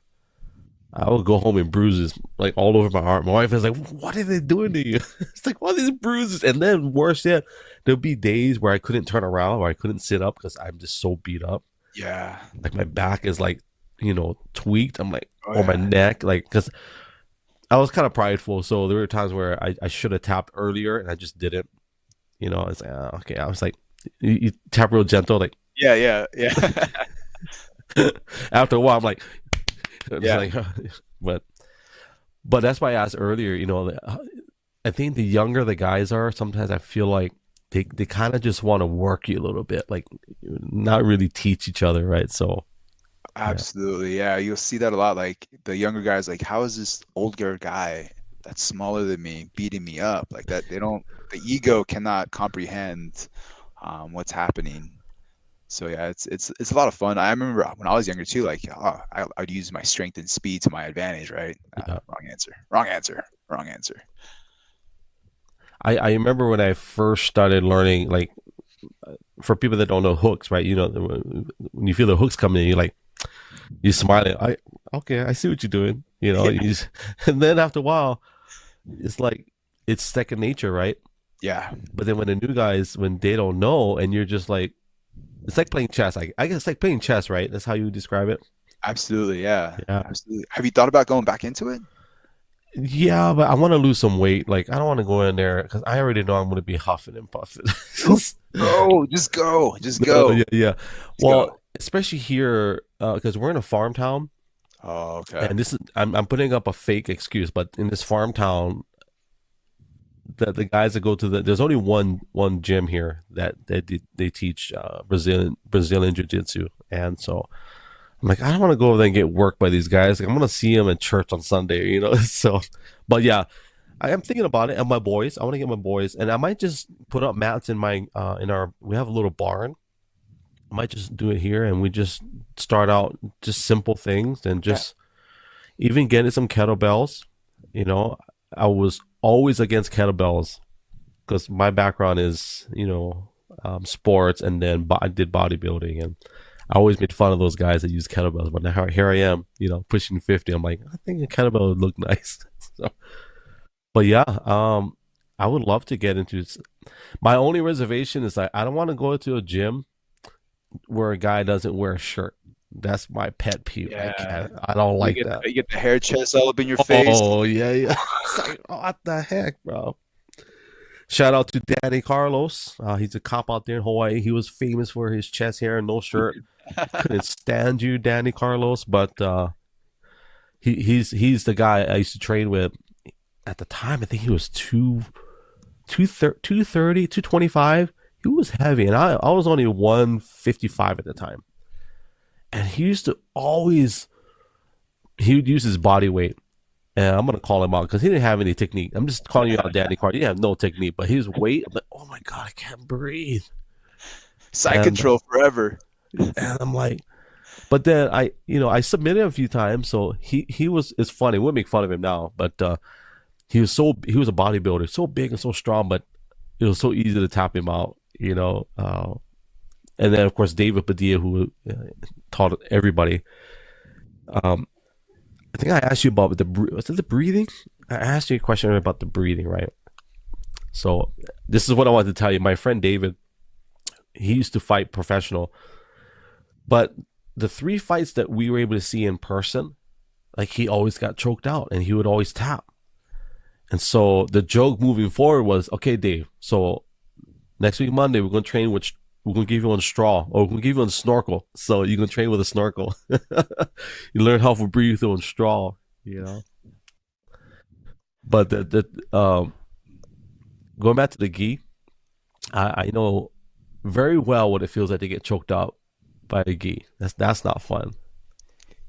It's a lot of people don't like it, and a lot of the new stuff is going away from gi. Like a lot of the grappling is all a lot of no gi, but there is a lot of fundamental, like case in point. A few weeks ago, about a month or so ago, my buddy showed up to no gi class wearing his hoodie because it was super cold.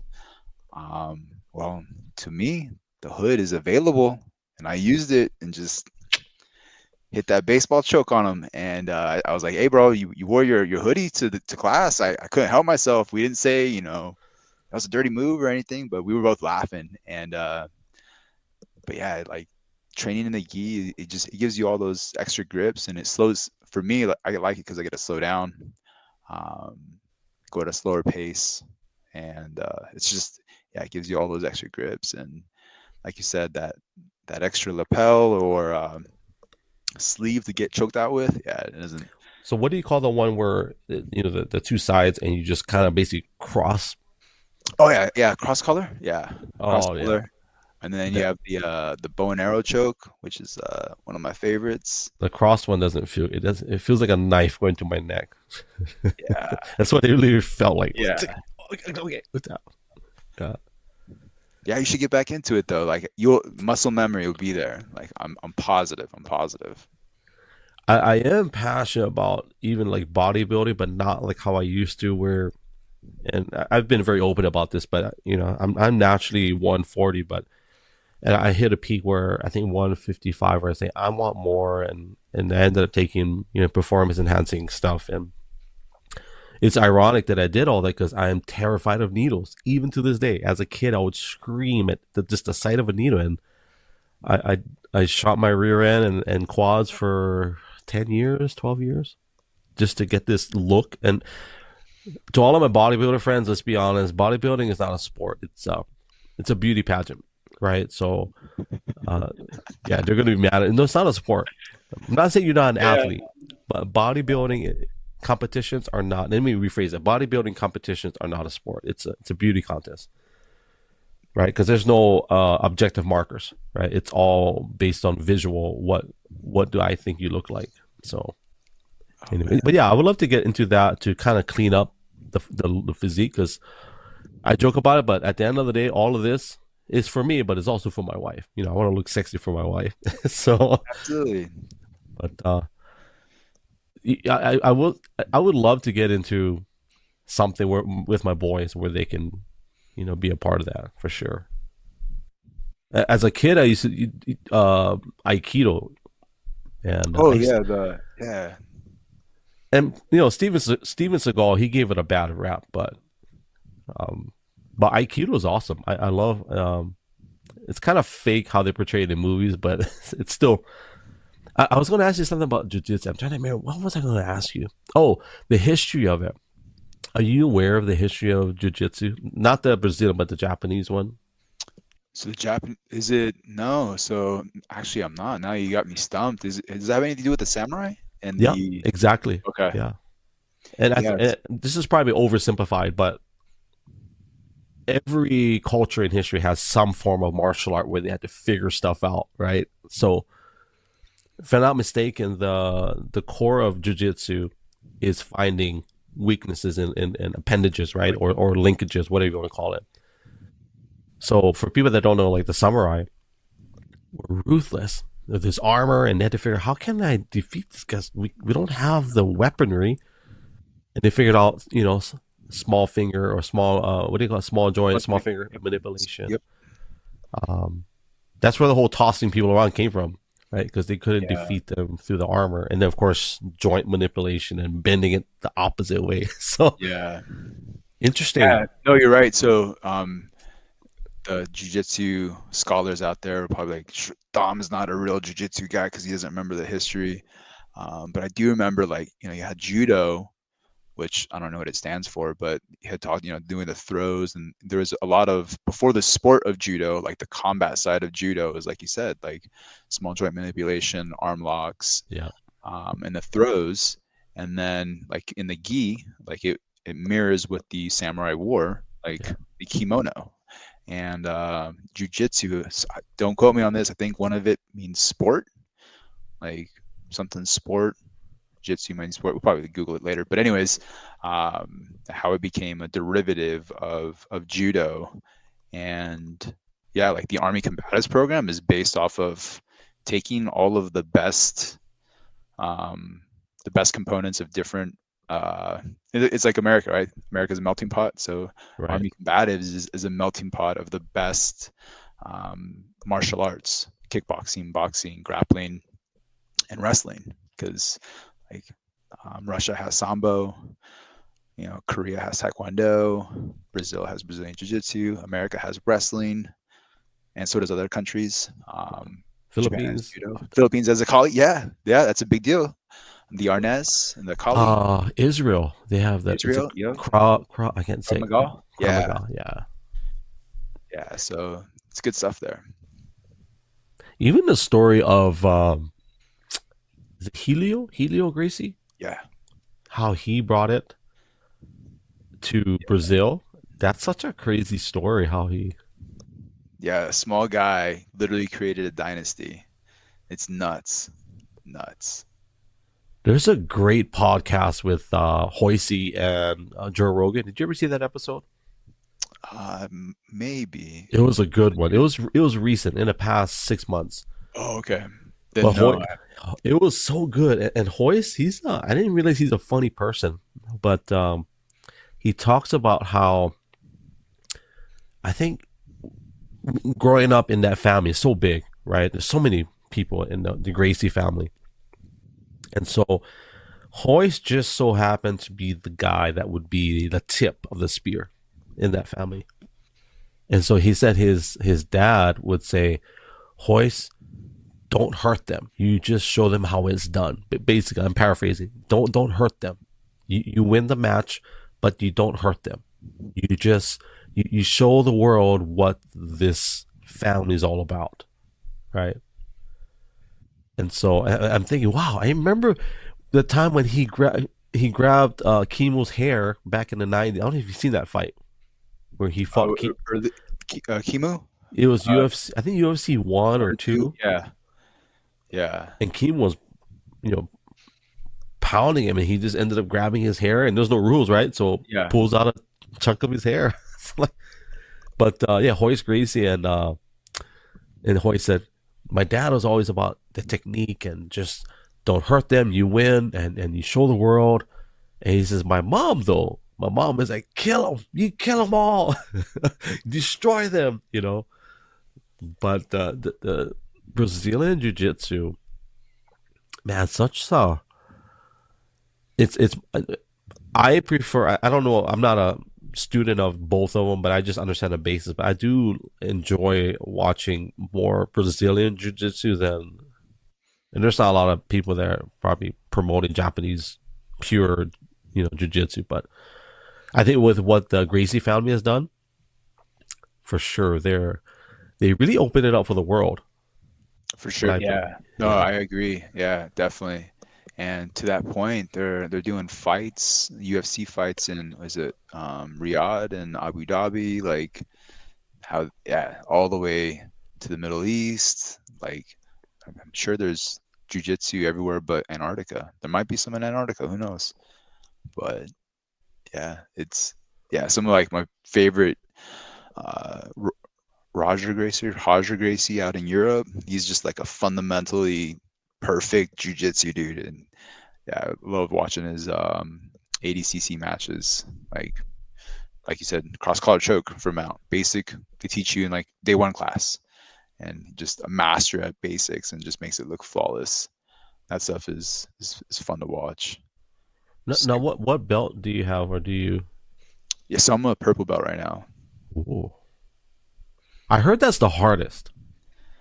The blue belt is the hardest because that's where Blue, everyone quits. Yeah, everyone quits at blue.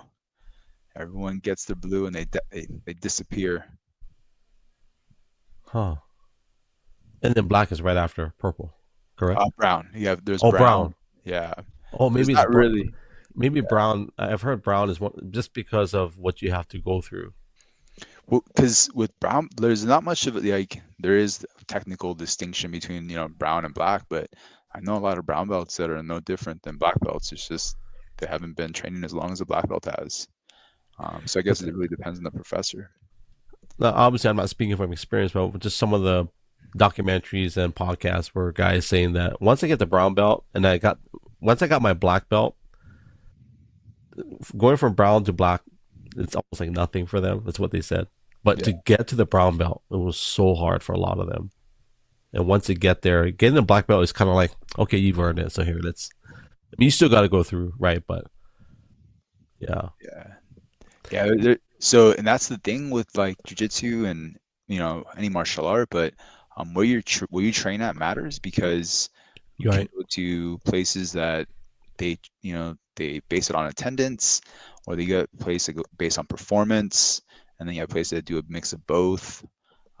But it's really good that there are places out there that really, all right, these are the things that you have to have proficiency in certain areas before they level you up, um, and not just attendance based. Because when you do things that are attendance based, then a guy that's a brown belt but getting submitted by white belts or blue belts, but he's wearing the brown. It's like it's a little weird. You don't really want that. It's a bad rap. I won't call out any gyms or anything, but there are some where growing up, like we everybody knew that if you go to this gym, they won't advance you after a certain point. Like no matter how hard you work, and a lot of it was because it's a family business. So they can't have you advancing to such a high level, and they're not going to teach you everything because that jeopardizes their business. Yeah. Because you go open up your own gym. Yep. Yeah. So, Yeah. You hear about that. You definitely hear about that. so you got a good gym. Sounds like where they'll just teach you no matter what. Yeah. It's a really good gym. The owners they have a law enforcement background, so they have like the practical.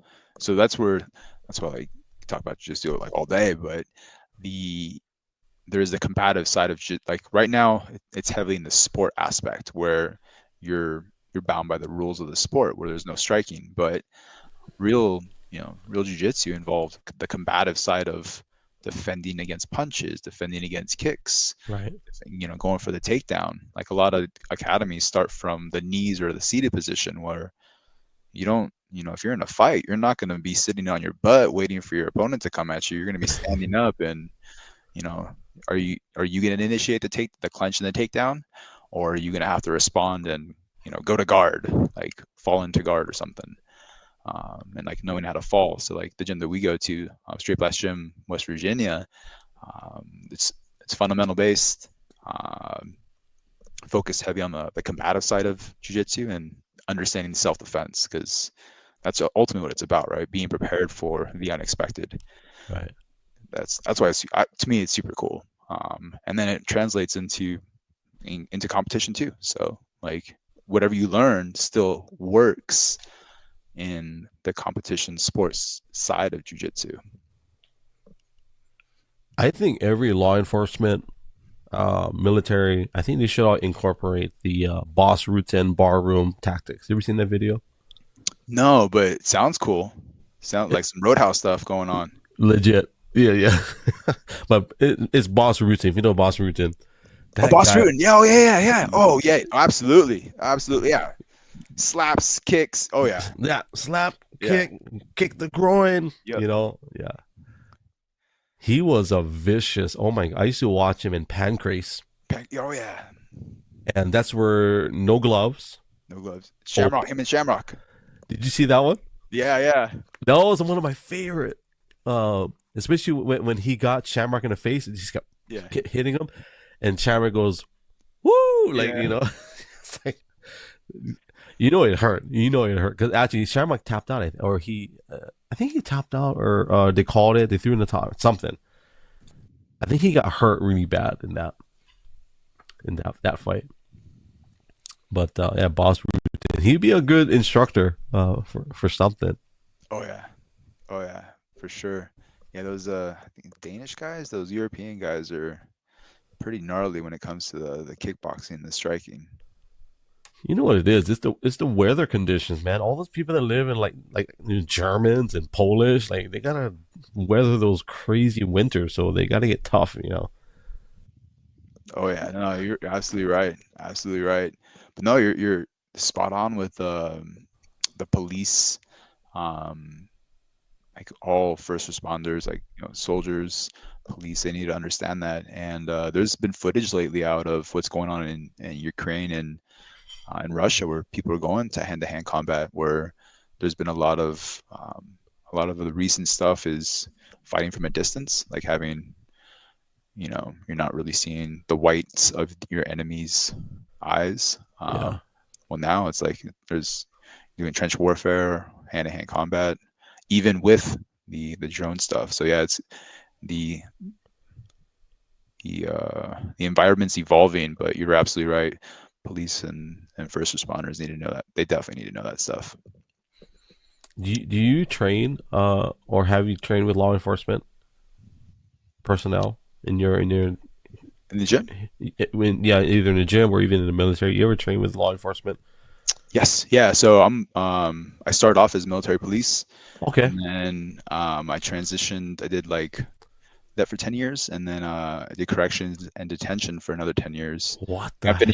I'm finishing my career in correction detentions, and I was a corrections instructor for 4 years at Fort Knox. So we did a lot of firearms training, and then I taught unarmed self-defense for during that time. Okay, so you know how to wrestle. Well, yeah, we teach. Yeah. Yeah, yeah.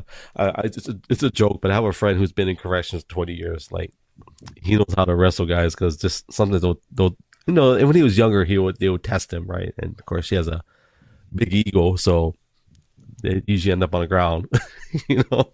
But that's cool. Corrections, military, police. Matter of fact, the guy. So the ad I played, I think I played that the 5 and 7 tactical. Yeah. That's my friend David's company, and he at the time of our podcast, he was the chief of police for Hickam. Hickam? The Air Force Base? No, no, no. I'm sorry. Let me fact check myself. So he's for the Army. Oh, okay. Yeah, I know what you're talking about. Yeah, yeah. DES, Department of Energy or Emergency Services. Yeah. So he was. I think he was interim for a minute, and they asked him if he wanted the job, and he's like, "No, I'll do it for now, but it's just not." Because he's got other things going. Because he teaches firearms safety, and that's where I got my certification. So, and he's kind of like you. He's got rental properties. So he's got a lot going on outside of his nine. He loves his 9 to 5. He loves serving, but he's been there 20 years. So I'm sure within a few years he's gonna, transition full time to just teaching and training, and and making money off of his properties and stuff. So yeah, wow, MP corrections. Which would you say is harder, the MP work or corrections? Corrections. So MP work is military police. Yeah. Most of my time military police was doing the tactical stuff, the deployments. I did work the road for a little while at Fort Lewis, which that made me not ever want to be a police officer working the road. It's a hard job. It's a Yeah. really hard job, and massive respect to the guys that do it. But dealing with people, I was like, yeah, I went into the army to be military police so I could go CID, get my Okay. degree, and be FBI. And that was my dream plan. I was like, do 5 years, get out. I got to the army. They're like, don't unpack your bags after boot camp. Don't unpack your bags. We're going to Iraq. I was like, okay, I didn't sign up for that. I had a plan. You're messing up my plan, guys. But anyways, after doing military police, I did a deployment as a detention NCO. And I remember going through and processing. They're like, this is going to be the hardest mission you're ever going to do. And I was like, there's no way. I've already been 2 deployments. I was a squad leader. There's no way that this is going to be the hardest thing ever. And that was a 9-month deployment in working inside a facility. And that was the most stressful job I've ever worked in my entire life. When you're dealing with detainees or inmates, whatever, you're babysitting grown adults, Yeah. but they're grown adults that want to kill you. So your stress level is super high. And that was the hardest job I ever did. And then managing the soldiers, overseeing, because I was a squad leader, managing soldiers, I was in charge of a facility. Like that's another level of stress. And I'll never forget, I was in school a couple years later. I did a research project on corrections officers, the life expectancy of corrections officers after retirement. And it's bad. It's really bad because they're so used to high adrenaline Right. and living like the lifestyle of shift work is hard, right? You're eating bad food, energy drinks, caffeine, alcoholism, depression. It's a bad mix. So I would say corrections is a harder job than uh, regular law enforcement. That's just my opinion. So in the facility you worked at, were they all military personnel that were convicted, or how does, like, what type of people? So what I can say, they were detainees. Detainees. Okay, Yeah, that's all I can say about that. I can imagine. Yeah. Yeah, especially I can totally imagine how stressful. I mean, just doing it in a domestic setting, because Yeah, that's tougher because now you got families that maybe they know where you live, right? And this is domestic stuff, but correct. Yeah, for sure. yeah, You could potentially have a target on your back. yeah, Being close to home, and then yeah, your own stress of your family. Then your family's at a potential vulnerability. yeah. Same thing with law enforcement officers. So yeah, it's a yeah. There needs to be more good people out there. That's what I like to say. There needs to be more good people, good strong people. I tried to be a cop when I was in my 20s, all around the time when I was training with David and doing the jiu-jitsu. I tried to be a cop 3 times, and I always made it. I always passed the physical and all that stuff. And when I got to the psyche valve, failed every time. They didn't like my answers. You're crazy. They just, I don't know what it was. They didn't like my answers, and probably my past didn't line up to what I was telling. That's probably what it was too. So yeah. And now that I'm older, I look back, I'm like, I should have said this. I should have said that. I'm like, no, God had a path that was very Exactly. specific. Exactly. All I know Exactly. is I would have been a cop, hiding in the shadows with my lights off, and I'll catch you. Yeah, I wouldn't. I would never be visible. I'd be the cop hiding in the shadows. you know. But No. I'm glad that came through this path. I will say, so law enforcement. I wrote on CID. So for people that don't know, that's Criminal Investigation Division, right? Yes. Yeah. So you would have been something like a profiler, perhaps, or some kind of detective in that sense. So I was hoping to do, yeah, investigations of some sort. Investigation. Um, yeah, I was really hoping to go down that lane. But then working the road, I was like, yeah, I'm not doing this at all. Like, I'm good. I don't want to deal with crazy people.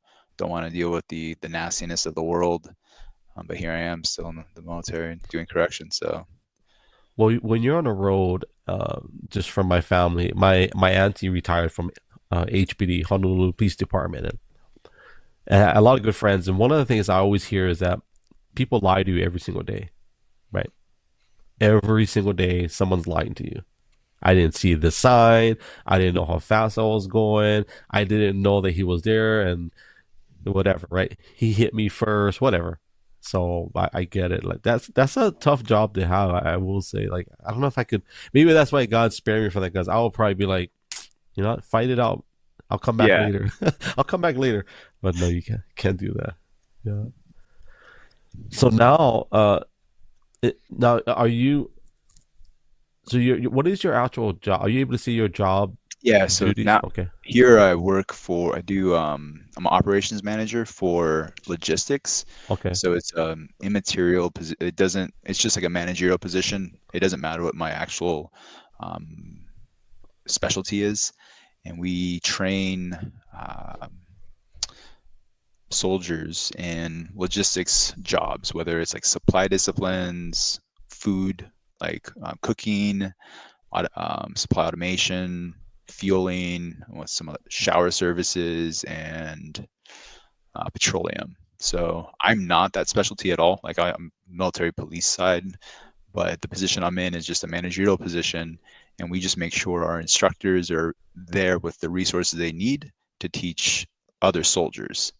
So I'm part of a like a uh, training organization, and we just help facilitate training for that to happen all across. Like we have California, California, Kentucky, Virginia, and New Jersey. So we're spread out 4 different states.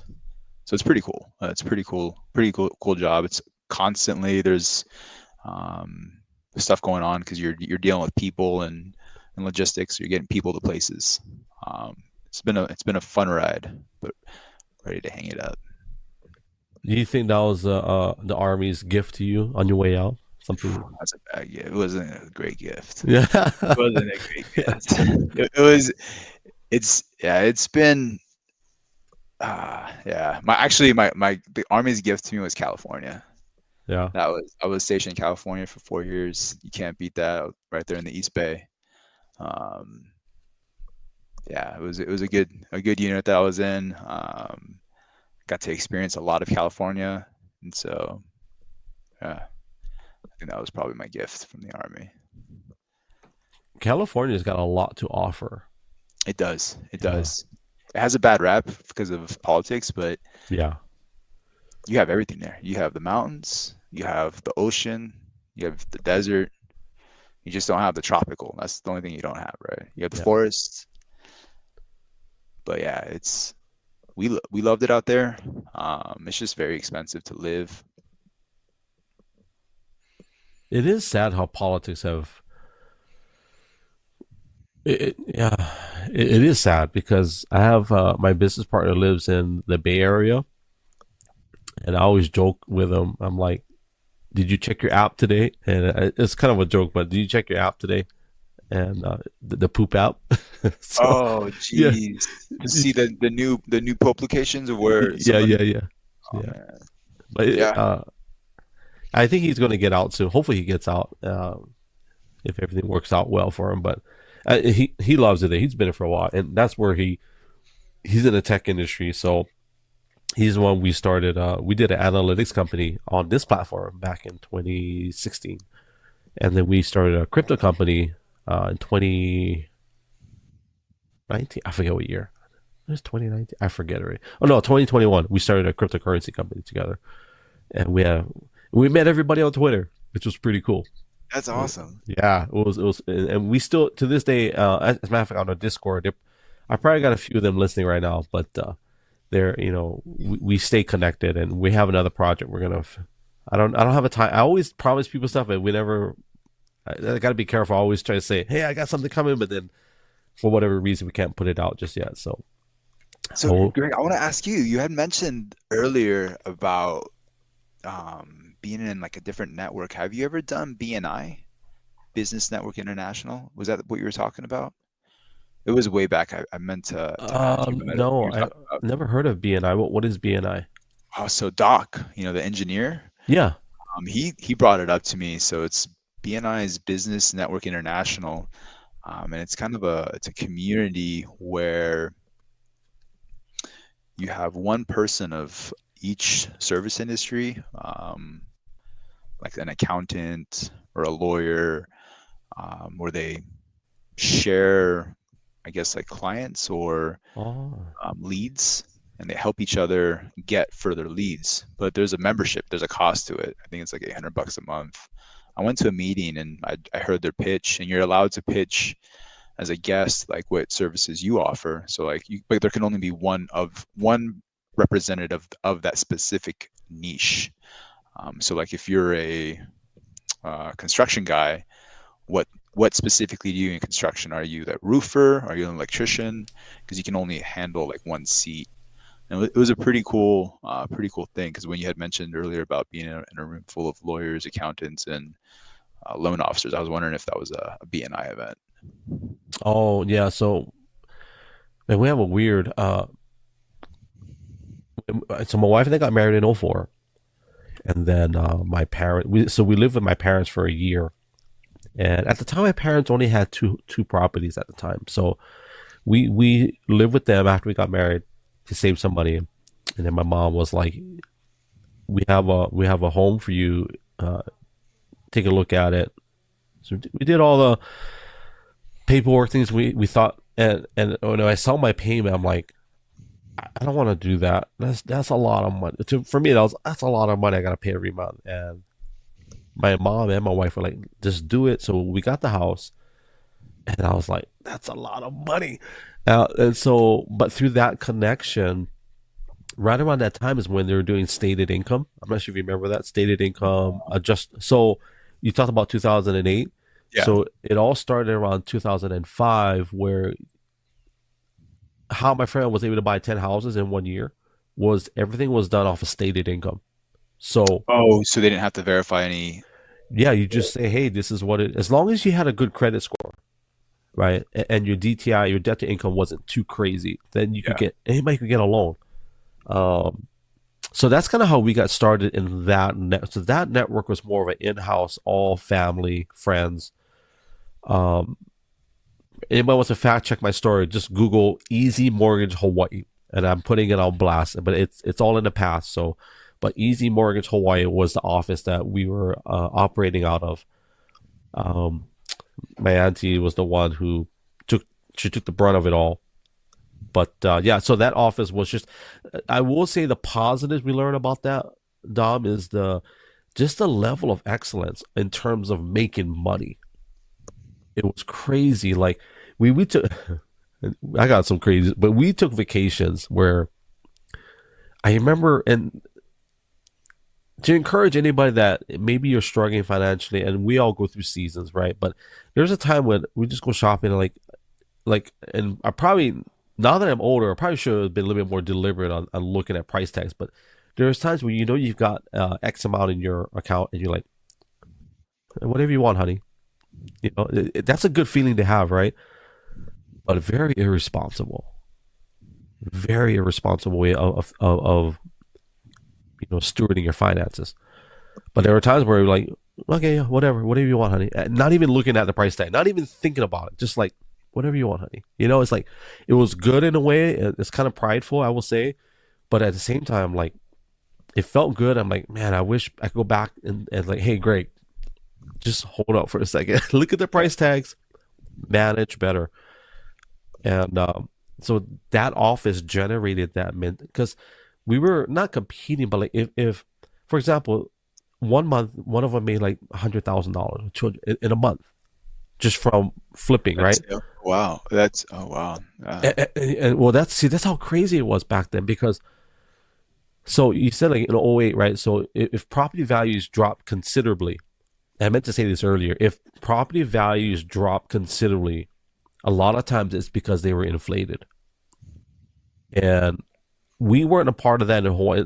Our office, I'll spill the beans. I'll call them out. We would get a property for, let's say, 500,000. We drop 20, 30, fix it up, paint it, whatever, fix the windows, make it look really nice. Um, the what do you call those guys? The appraisers. We had a guy who was our appraiser. We had him on speed dial, and I won't say his name, but he ended up getting arrested too. But he would do appraisals on the properties, and not even exaggerating, the camera, he would face it up to not show whatever parts that were, damaged or whatever. So by getting a higher appraisal rate, you're getting a value of the home that's not entirely true. And what we were doing is we were buying and selling within our office. So we call them straw buyers. So I'm sharing a lot on this story, but so what happened was, if I sell to you, Dom, hey, I bought this for 500, I'll sell it to you for 6, but I'm in it at 520, so I make 80.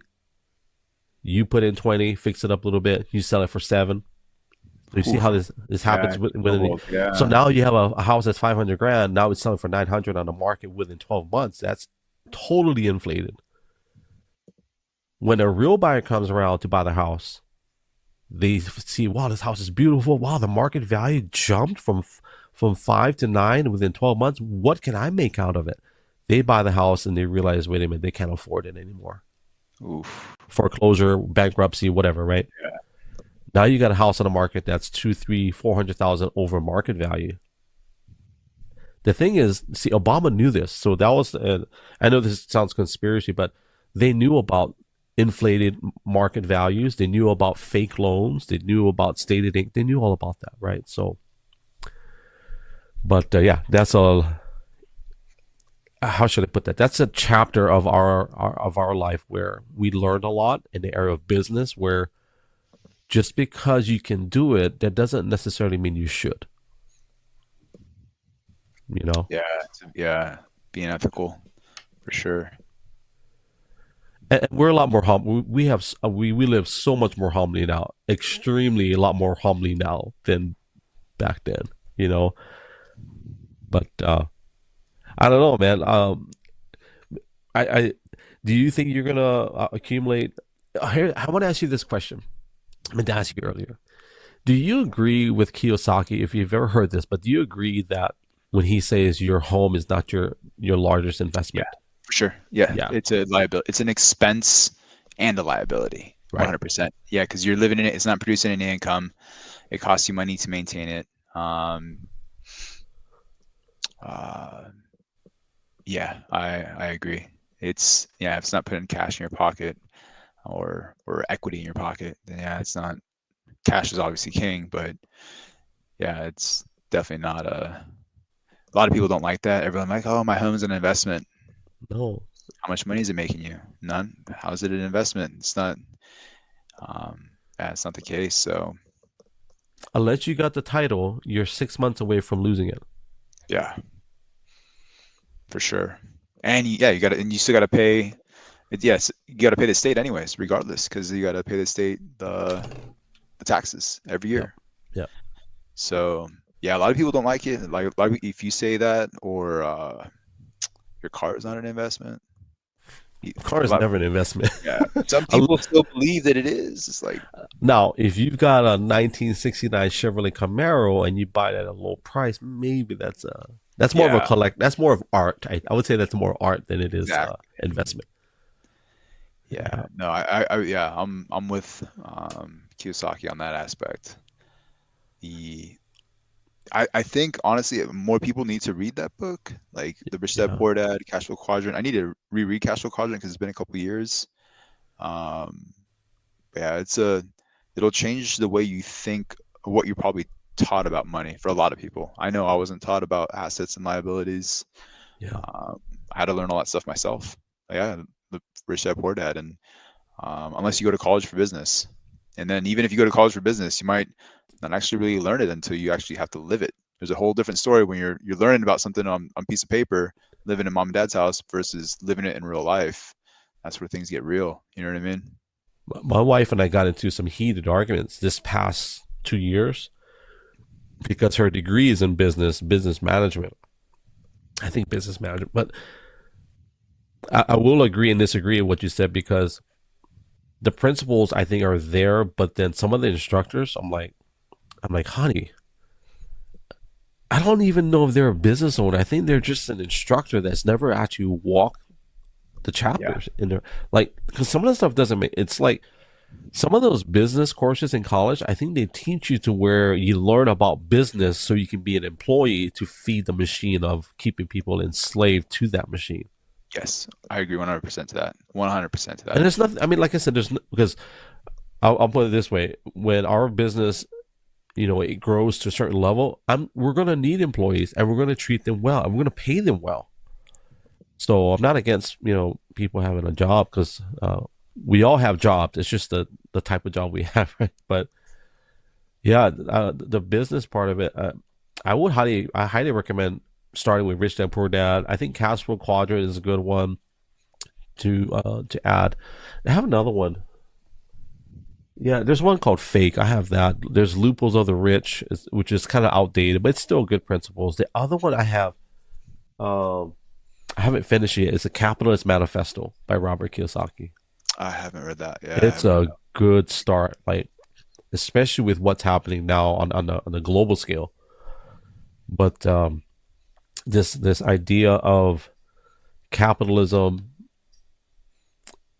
we were on a verge of.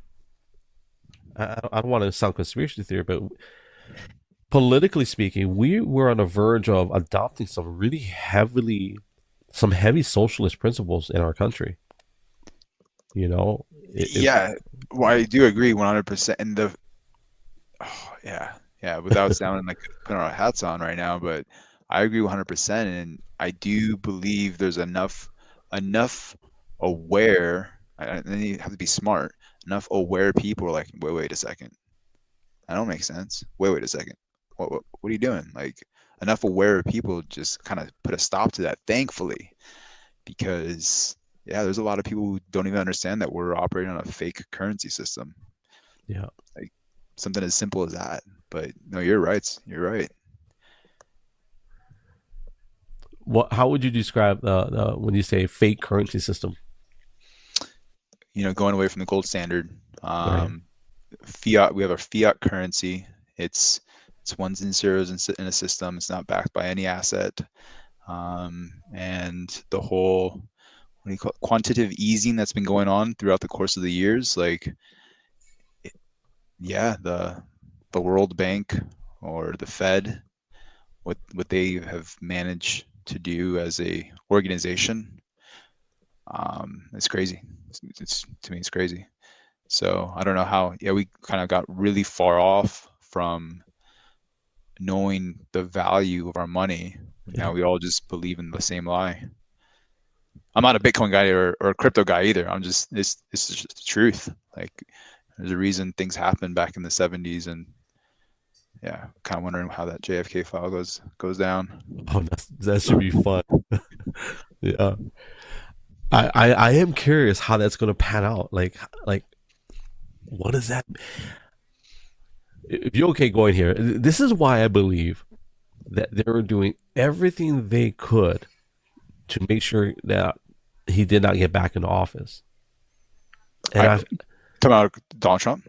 yeah, Oh yeah, yeah, at yeah. all costs. And it's like, so whether I'm politically left or right or middle, whatever, like you look at face value, why are they so adamant on not letting him get back in? Like, what is like something, so that there's something going on to where lifestyle, and I said this before, that lifestyles are going to be exposed. The machine is going to be exposed, and it has already.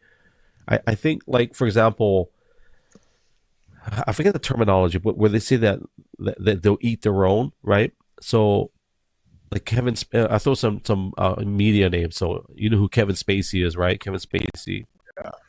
They threw him under the bus, and now you can't find him. Harvey Weinstein, they threw him under the bus, and you can't find him. Epstein, we all know what happened to him.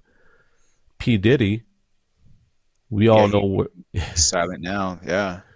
So it begs the question: why are these people?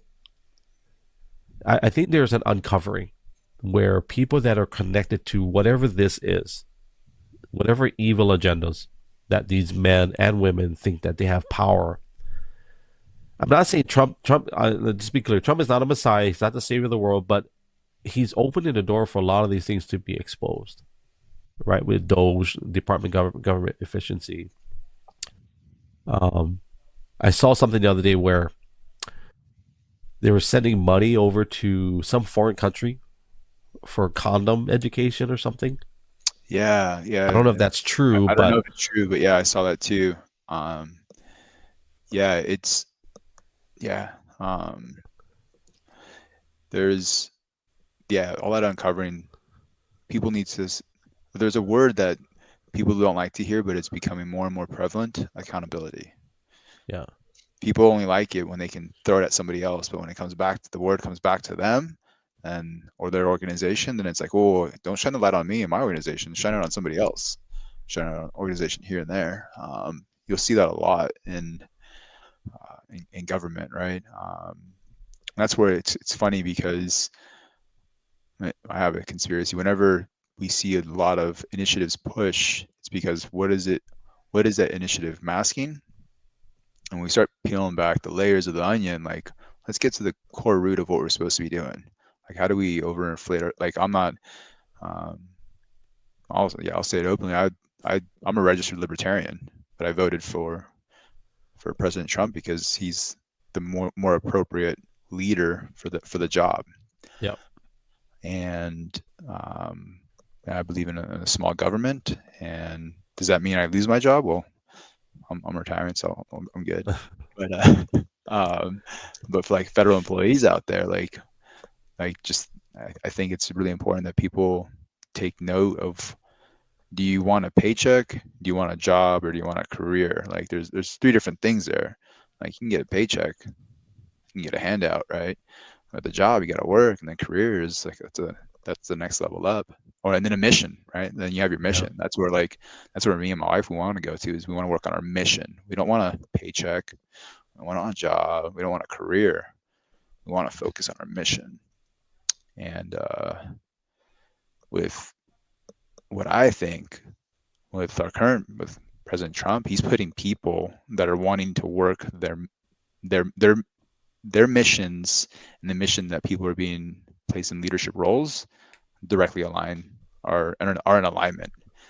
And I think that's what a great leader does. He puts the right people in the right places to get the job done.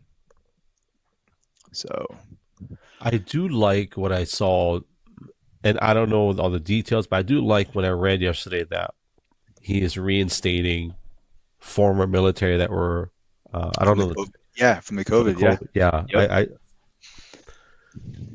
no matter how you look at it, no matter what lens you look at with that at face value, just makes sense. Like, okay, this is a good thing. yeah, It's not. It can't. There's. I don't think on any level could that be a bad thing. So it's a good thing. I don't care if Harris did it or Trump did it. For anybody to say, you know what, we're going to bring back the military that were released because of they decided not to follow the vaccine mandate. That's a good thing to bring them back, and they're military personnel, and they're essential. Like it'd be for one thing sure, to say we'll bring back all the woke teachers that were fired because for their woke policies, but no, it's like this is military, you know. yeah, So sure. I totally agree. Yeah, that's cool that they're doing that. Definitely cool. here's a question I got for you. So you said accountability. Why do you think that? Let's talk about our leadership in this country. Why do you think some of them are not willing to be accountable? Ooh, well, to partly because of that what you had mentioned earlier, the evil stuff that Yeah, we know is going on. I'm not saying they themselves, the leaders, are doing it, but the people they associate with, like are evil. They're doing things they shouldn't be doing. Um, Yeah. there's that corruption aspect, right? So follow the dollars. Where are the dollars going? What shell companies manage those dollars? That kind of stuff.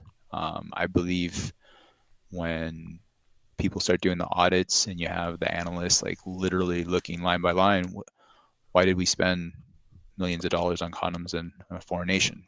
Why are we in a foreign nation sending condoms? Like, was it preventing HIV? Like, what was the specific purpose? And when no one, we're all staring at each other like, then like, who initiated that, right? Yeah. Somebody has to be held accountable. So I think the word accountability is, people don't like the fact that not only is there rewards for being in leadership, but there's also going to be consequences for being in leadership. And people are not used to getting fired like they were in the past. Like, you know, like, I go back to Trump with his old You're show, fired. fired, You're like that. fired. You need that. You need somebody to make those hard decisions. And you're not going to be liked. Like, that's the role of a leader. You're not going to have, not everyone's going to be your friend. Like, you don't want friends. Like, you want somebody to tell you like you're wrong, but do it respectfully. Have a little bit of disagreement, but at the same time, like, you're still held accountable for the decisions you make, good and bad. The reason why I asked you that question was because I like Joe Rogan and what he's done for the industry in terms of people that do this discussion long form. What I don't like is that he's always danced around the subject of, like, I don't know why, there's a reason why, maybe they're not willing to. I'll tell you what it is. It's like they're evil people. They don't want to be exposed. Now, accountability is one thing, because the question came up the other day where somebody asked Joe Rogan, "Do you think that Kamala Harris would have been able to do this? 3-hour discussion?" And he was like, "Yeah, I mean, I could." And then the other guy gave pushback and said, "Well, I don't think she would last more than an hour." And I kind of believe that only if she's willing to be accountable and expose what is really behind everything. Like the fact that you and I can just sit here and just talk. Like, I'm not afraid of sharing anything with you. You ask me a question, I'll answer. If I feel like I can't because I want to protect somebody else, I'll say, hey, you know what? I probably shouldn't say that because they're not here in the room to defend themselves. But other than that, like, it's all open. I don't know if, like, for example, Kamala Harris could do that because there's a lot of things that she's covering up for that she cannot say publicly. And to be put in an environment where she has to expose, and if she does it, it's going to appear deceptive. I feel like people that are not accountable, they have that little piece in them where, because like I firmly believe, like, I think Kamala Harris, after this election, she's done. Like, she can't get out of it. She is under contract until she dies to serve The machine. whoever, the machine, whoever paid that $1 billion. She's in debt to that machine. I don't think she owes 20 million. I think she owes her life. So unfortunately, I feel bad for that. You look at Biden. We're finding out now that there are people coming forward and saying, yeah, we knew he wasn't exactly coherent or coherent enough to remember, or he actually believed what he said, this or that. It didn't line up, and I feel like moving forward, I think our government, if this is true, what's going to happen? They're going to start to clean up things. He said that people aren't used to getting fired. Well, I think they're going to get used to it now because Yeah. So it's really, if you think about it, right? If you think about what happened 4 years, there was a lot that didn't happen, and I will say, like, there was a lot that didn't happen. There was somebody making decisions that wasn't the person in charge, which yeah, really makes you wonder, like, whoa. Just wrap your head around the fact that there was a commander in chief who wasn't in charge. that's scary. It's That's very scary. scary. And then Like, there's because you don't know who it is. you don't know who it is, and then you had a vice president that didn't know that there was troops overseas supporting. Yeah, That is, those kinds of things. It makes you wonder. It's like, what kind of twilight zone are we living in? When not only is the information available, but it's just like, I won't even call it common. Like, the general public even knows this. So well, not the whole general public, but enough people know. And if you're in a leadership position and you don't know what resources you have overseas or what assets you have overseas, and you have executive power, it's a scary, scary thing. Like, and no one, we're all watching, like, someone gonna make a decision? Like, we're all staring at each other, like, looking at that's kind of crazy. It's kind of scary. It's like really scary. So then it makes you wonder, like, who had the power? I don't know. John Maxwell, John Maxwell, the Yeah, business guy, yeah, he has a great philosophy where he says, fire quickly, but hire slowly. And what a great, what a great principle. It's like, if you have that principle of hiring slowly, but you fire, it's a classic example. If somebody keeps stealing from the company, like, don't sit there and wait till they steal $1 million. Fire them when they've already stolen 100,000. yep. It's like, so I am excited to see what's gonna happen. I don't know what's gonna mean for us on a personal level, but just as far as our nation. And I am curious, because I'm gonna do a podcast with a Canadian in a couple of weeks. I want to ask this person, hey, so what? Did you guys get affected by our elections? Because I think sometimes as Americans we all think like we're the Well, center of the universe, right? yeah. Yeah. No, it's a really good. Yeah, I'll definitely tune into that. Definitely want to know how the world thinks, or how the world will be affected, because we'll be in an age of prosperity, or is there going to be a lot of volatility and turmoil for the first couple of years, and then prosperity later? Who knows? Like, I hope, definitely want prosperity, but at the same time, I actually don't want too much prosperity, because that also drives inflation up, and that we don't want that. We don't want inflation. Like, as a business owner, you kind of want inflation, but not as a consumer. You don't want inflation as a consumer. I think the first year might be hard, and I think maybe the first 2 years, because anything great it comes at a price, right? Yep. But I have a feeling they're gonna throw some. What's the word? They're gonna throw some tokens out there to where people don't lose heart or get discouraged if they don't see results.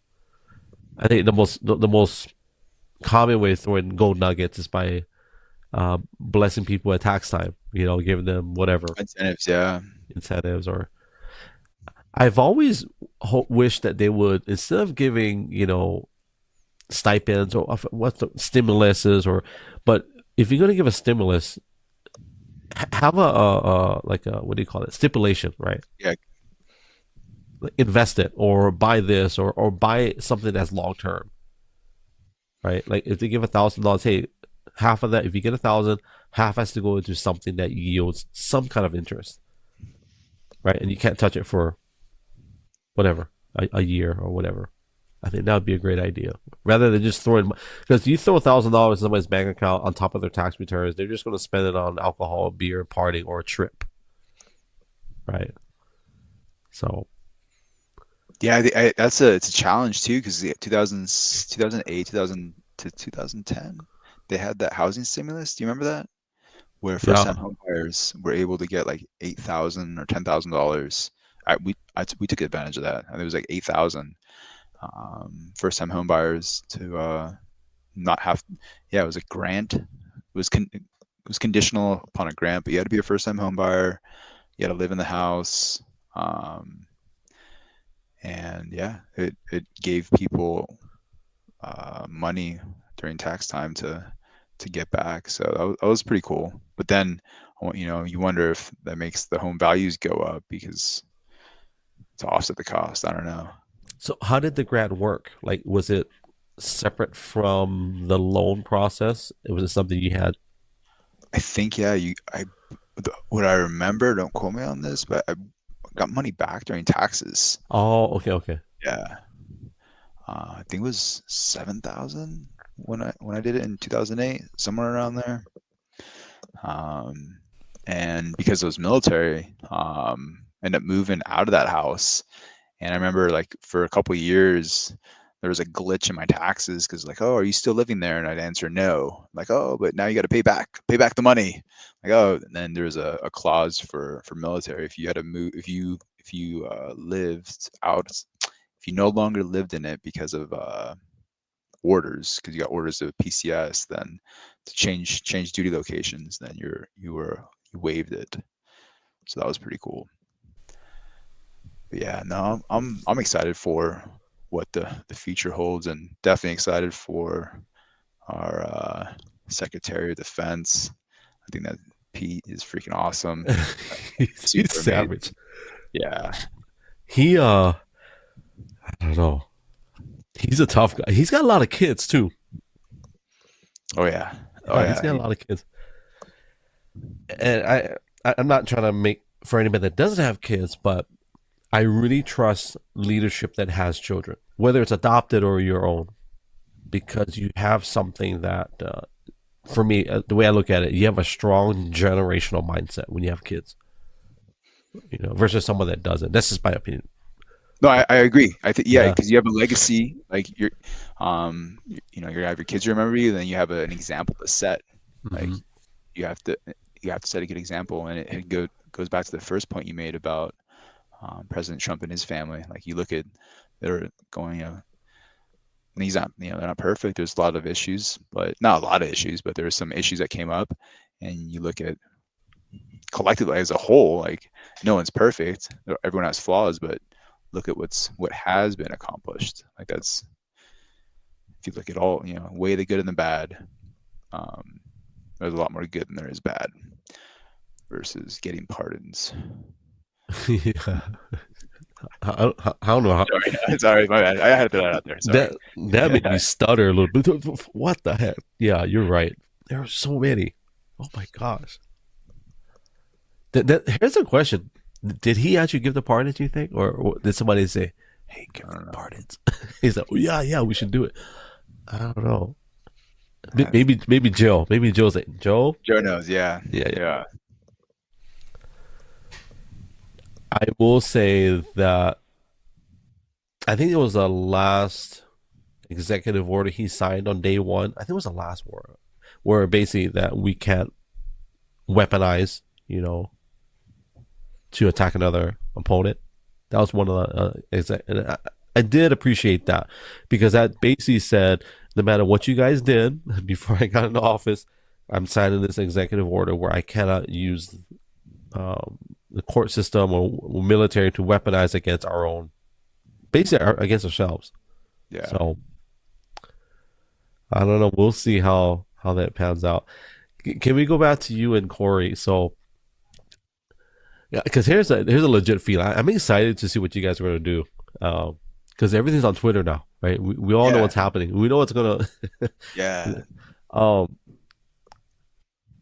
Okay, if you guys don't do the farm, maybe you do chickens. Maybe you do the gym. Maybe you don't do the gym. There's so many possibilities. You can do co-op gym. You can do partnership, which is probably something most people don't like. But so if you guys had a travel schedule, you would have to have a business that can support you where you can travel, right? So would you guys open a business like international as well? You think that's something you guys would do, or just Like enjoy life? so, yeah. We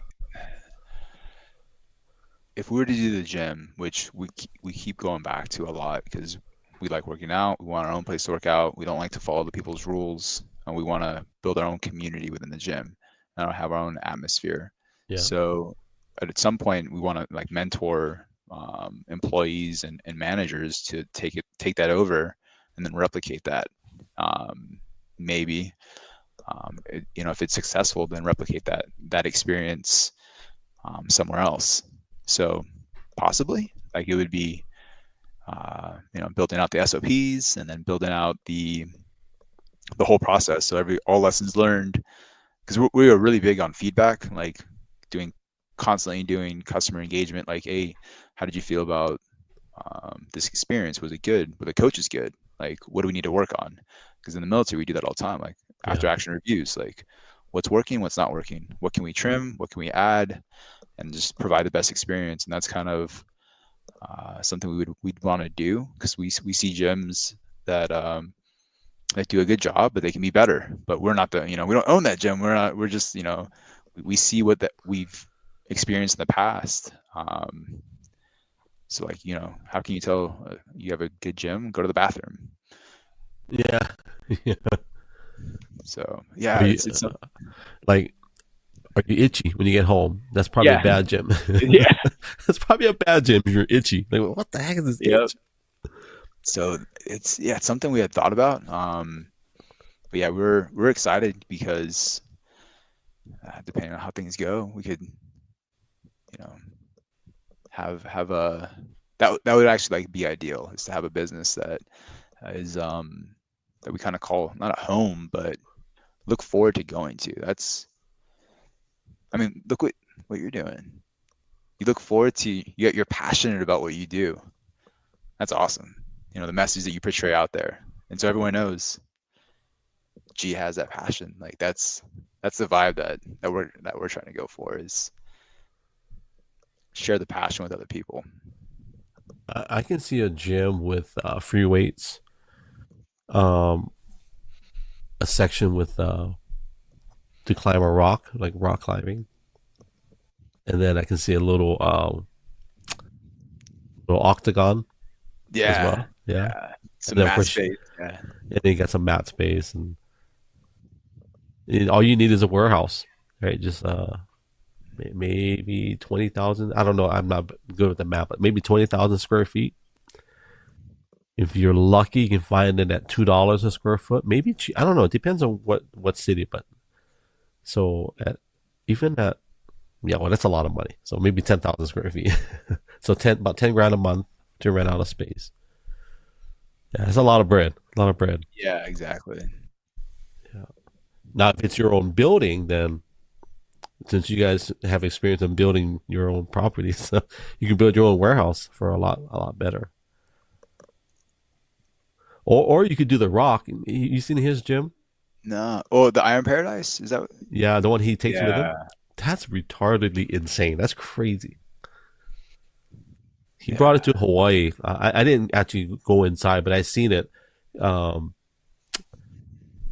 so I met him in oh no 2019 20 I met him in 2019. He did a so I used to work for Paul Mitchell in Hawaii, and it wasn't a glamorous job. I just did maintenance and I did woodworking, sanding, refinishing. But I was able to take an early retirement from that. I was blessed.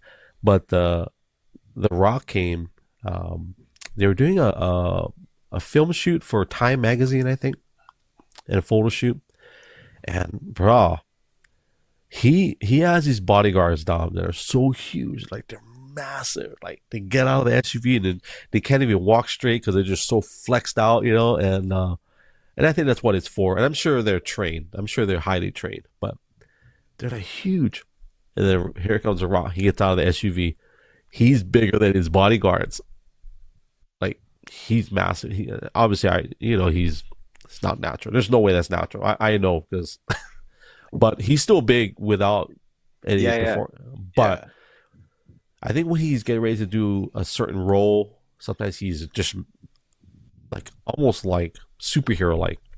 But anyways, yeah. So he bought his gym and like I think Matson containers is what they used or something, and they unload all that stuff. I'm like, dude, this is all weights, just all like I don't know how much that yeah. costs.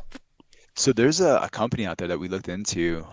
We had thought about doing mobile B2B, like health and wellness stuff. And there's a company called Beaver Fit USA, and they have a travel trailer that unloads into a mobile gym, like a functional fitness, CrossFit type gym.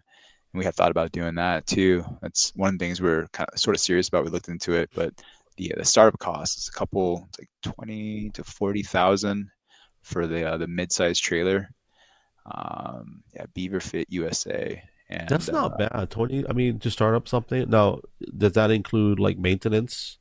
no, that's just for well, I think there's a limited warranty on it, and it has the higher end has all of the all of the different weights, and then you probably still need to get a couple rowers or bikes to add in there. But yeah, we had thought about doing that, like um, doing a whole B2B like contracting and just like scouring the contracts or making ourselves aware. And that's where like having time when we retire, like that's going to be a massive asset.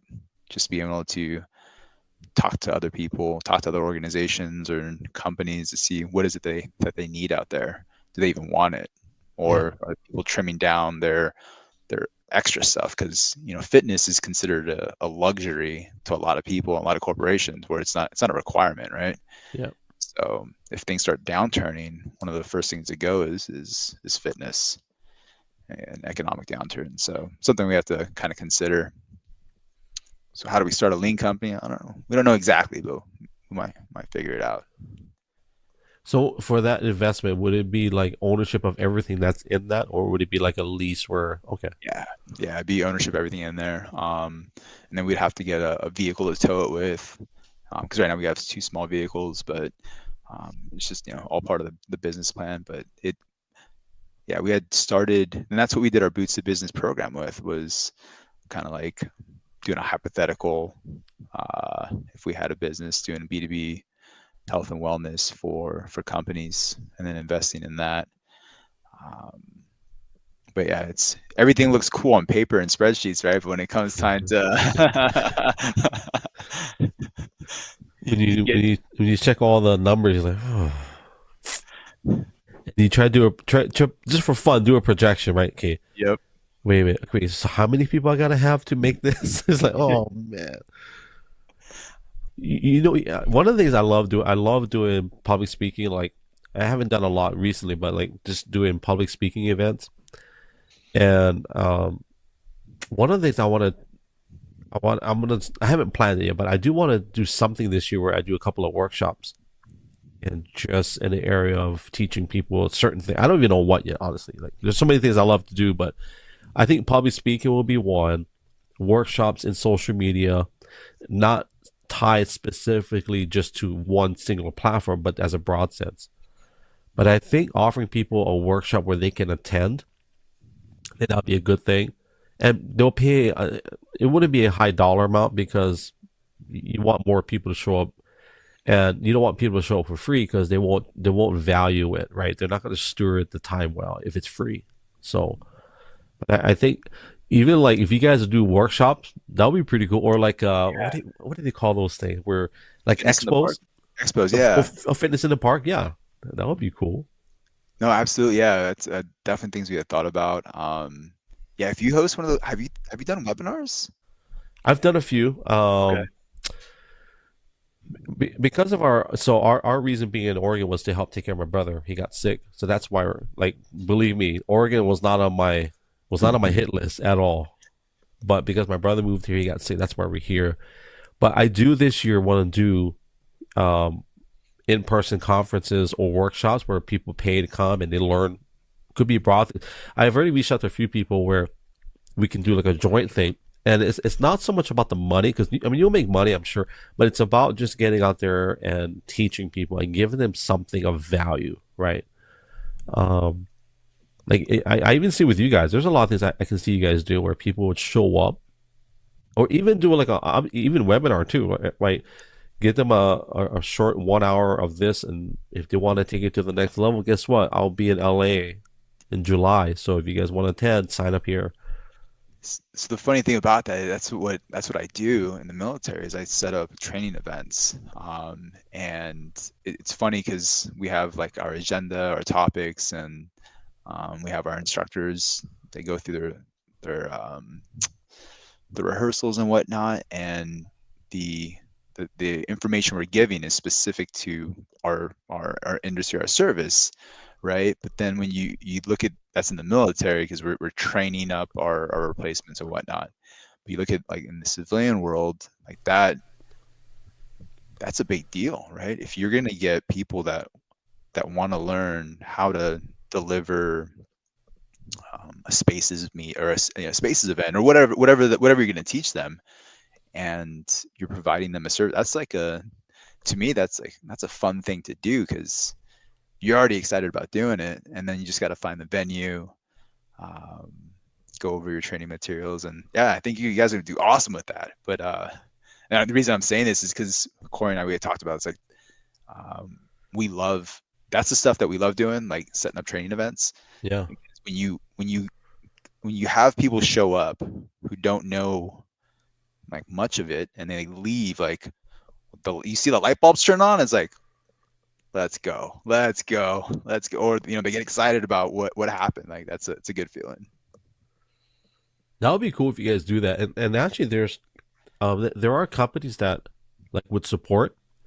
You just let them know, hey, I'll be doing this, and they will support. I've done that before, where I've reached out to a few companies where it's actually now they're one of my sponsors is Archon Mounts, where we did our company, we did a product launch in LA and in San Francisco. But before we went, I actually went to the corporate office in Arcadia, California. It was, hey, this is what we're doing. Would you guys be willing to support through products, whatever? And yeah, they gave us a whole bunch of stuff. And so that kind of adds to the event, right? Where, by the way, you get a chance to win this product or this product. It could be a water bottle. It could be a year supply of, protein powder or whatever. It could be anything. Right? Yeah. It can be anything. And there are companies that are willing to support in that. Especially if that's what you guys are going to do. That'll be pretty cool. For sure. Yeah. And then you get a mat and you say, hey, roll around with Dom for 2 minutes, see if you can make him submit. Yeah. Post it on YouTube. Yeah, post it on YouTube. Oh, yeah, no cell phones allowed, though. No cell phones allowed. Have you even done any sessions like that where you go up against other guys and you get like a time limit? You guys do those type of workouts? Yeah. So we do sparring sessions Okay. frequently. Yeah, that's actually like what I look forward to the most. Like obviously the instruction portion is fun, Yeah. but Yeah. I like going against a bigger, me personally, like when I go up against a bigger opponent, and either I'm surviving or submitting, like it's a great experience. And then but there's also like an appreciation there, because like you realize that strength and speed has a factor, right? And then also like learning proper technique, like you can either defend yourself or you can actually win. So there are good takeaways there. That's the fun stuff. There was this one gym. So my friend David, he was friends with I forget who the connection was, but there was a fighter. If anybody's a fact check, you can look it up. So Marcelo Tiger, he was popular at one point in the MMA, but I think he's Brazilian, but he started a gym in Hawaii. So he had this actual ring. So I think a few weeks we would train there at his gym. He had a ring with the bell and everything, and we had so much fun with that. And we would spar, and I ended up getting paired up with this guy. They called him House, and he was a house. I'm not even. The guy was huge, and so it was full contact, but not don't follow through. Like don't put your just kind of tap, right. And I was terrified because I think I was terrified because I didn't know if I didn't want to hurt the guy, but I also knew I couldn't because he was so big. But I still didn't know. But I did leg whips, so but I didn't follow through, or so it was kind of like a tap. I got him a couple times, and this guy's huge, dog. This guy's like 250 plus, and it was fun because you look at the clock and you can hear the buzzer, and then our coach is like 30 seconds, 20 seconds, and your adrenaline's pumping. And I just go in one time, and all of a sudden he grabs me and he just takes me down, and after that I just couldn't breathe. I'm like, I'm trying to look at the clock and see if I have enough time. I didn't have enough time. I had to go. Yeah. But that was fun, like to be able to do kind of not real life, but to the full experience, pretty much. Yeah. Because as a kid, I used to get into fights as a kid, when a teenager too. But those are just wild, out of control. You're fighting over stupid stuff. But to be able to do it in a controlled setting, that was pretty fun for For sure. sure. No, absolutely. Yeah. We do MMA rounds, and which is like you said, just like we talked about. And I'm gassed. Like jujitsu rounds, I can hold. I'm good, even if it's somebody that's better than me, right? I'm still good. I'm not completely exhausted. But then when you're talking about doing MMA rounds, where it's all, now my breathing, I talked about breathing earlier. I don't know how to pace myself, right? Because even if we do shorter 3-minute rounds, it's like, oh man, there's now you're throwing punches and kicks and defending takedowns. It's like, oh, there's a lot going on versus in a jiu-jitsu match, you know what you're getting yourself into versus MMA stuff. I'm by no means an MMA expert. If my videos of MMA it's very amateur, but definitely have a respect for the sport and the combative side of it. I'm not very good at sprawling. That's my weak link. I'm very bad at sprawling for sure. I think, well, this is a long time ago, so I think at the time it was just I didn't practice enough, or maybe it could be fear. I had a lot of fear at that time in my life, like just I don't know what it was. Like there was one time where, and I'll throw this name out there, so he's probably not gonna watch it, but Kolo Koka, he had my ankle in a lock, and we're both looking at each other, and he's like, "You good?" I'm kind of like, "Okay, fine." He says turning. He goes, he's waiting for me to tap. Yeah, yeah. I'm just looking at. He's like, he gave me this look like. So if anybody knows Kolo Koka, he's a very good MMA fighter in Hawaii, and he trained in our gym, and he would help train the guys. But he was turning, and I'm looking at him like he was looking at me like, "Are you gonna tap?" And I'm like, the pride comes in, and I feel, and then all of a sudden I hear a. I said, Oh, "Oh," and I just, and he knew too. He let go. He's like, and then he came, "Hey, you okay?" And yeah, I'm fine. But I was hobbling. I was yeah. hobbling, Oh, and I was hobbling for a good week.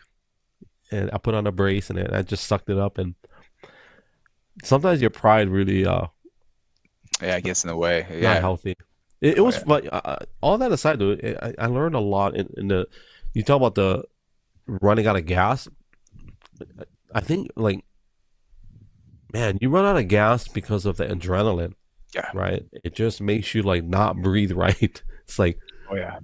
yeah, Oh, yeah. Yeah, we were talking about that yesterday. One of the guys was asking about it. I've competed like 5 to 7 times in jiu-jitsu in California, and it's everything you're doing everything you know, but the intensity is just so high. Like mhm.